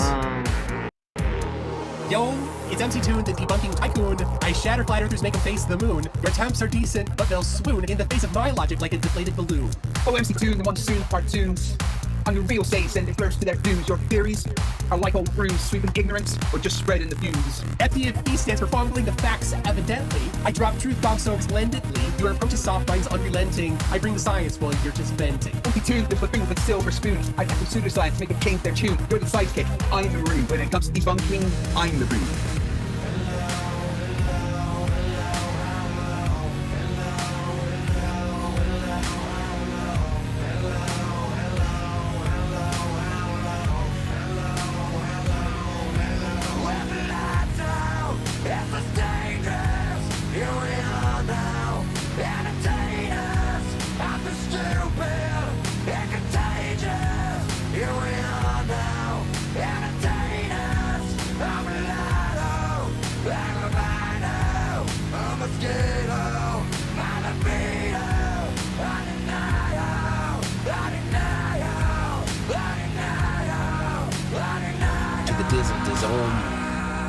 Dizzle. But hey, FTFE, we share the creed to educate and debunk the plant the seed. Though in this rap, it's clear indeed I've got the upper hand, then word indeed. All right, hold on a second. The Zoom call died. Everything died. No.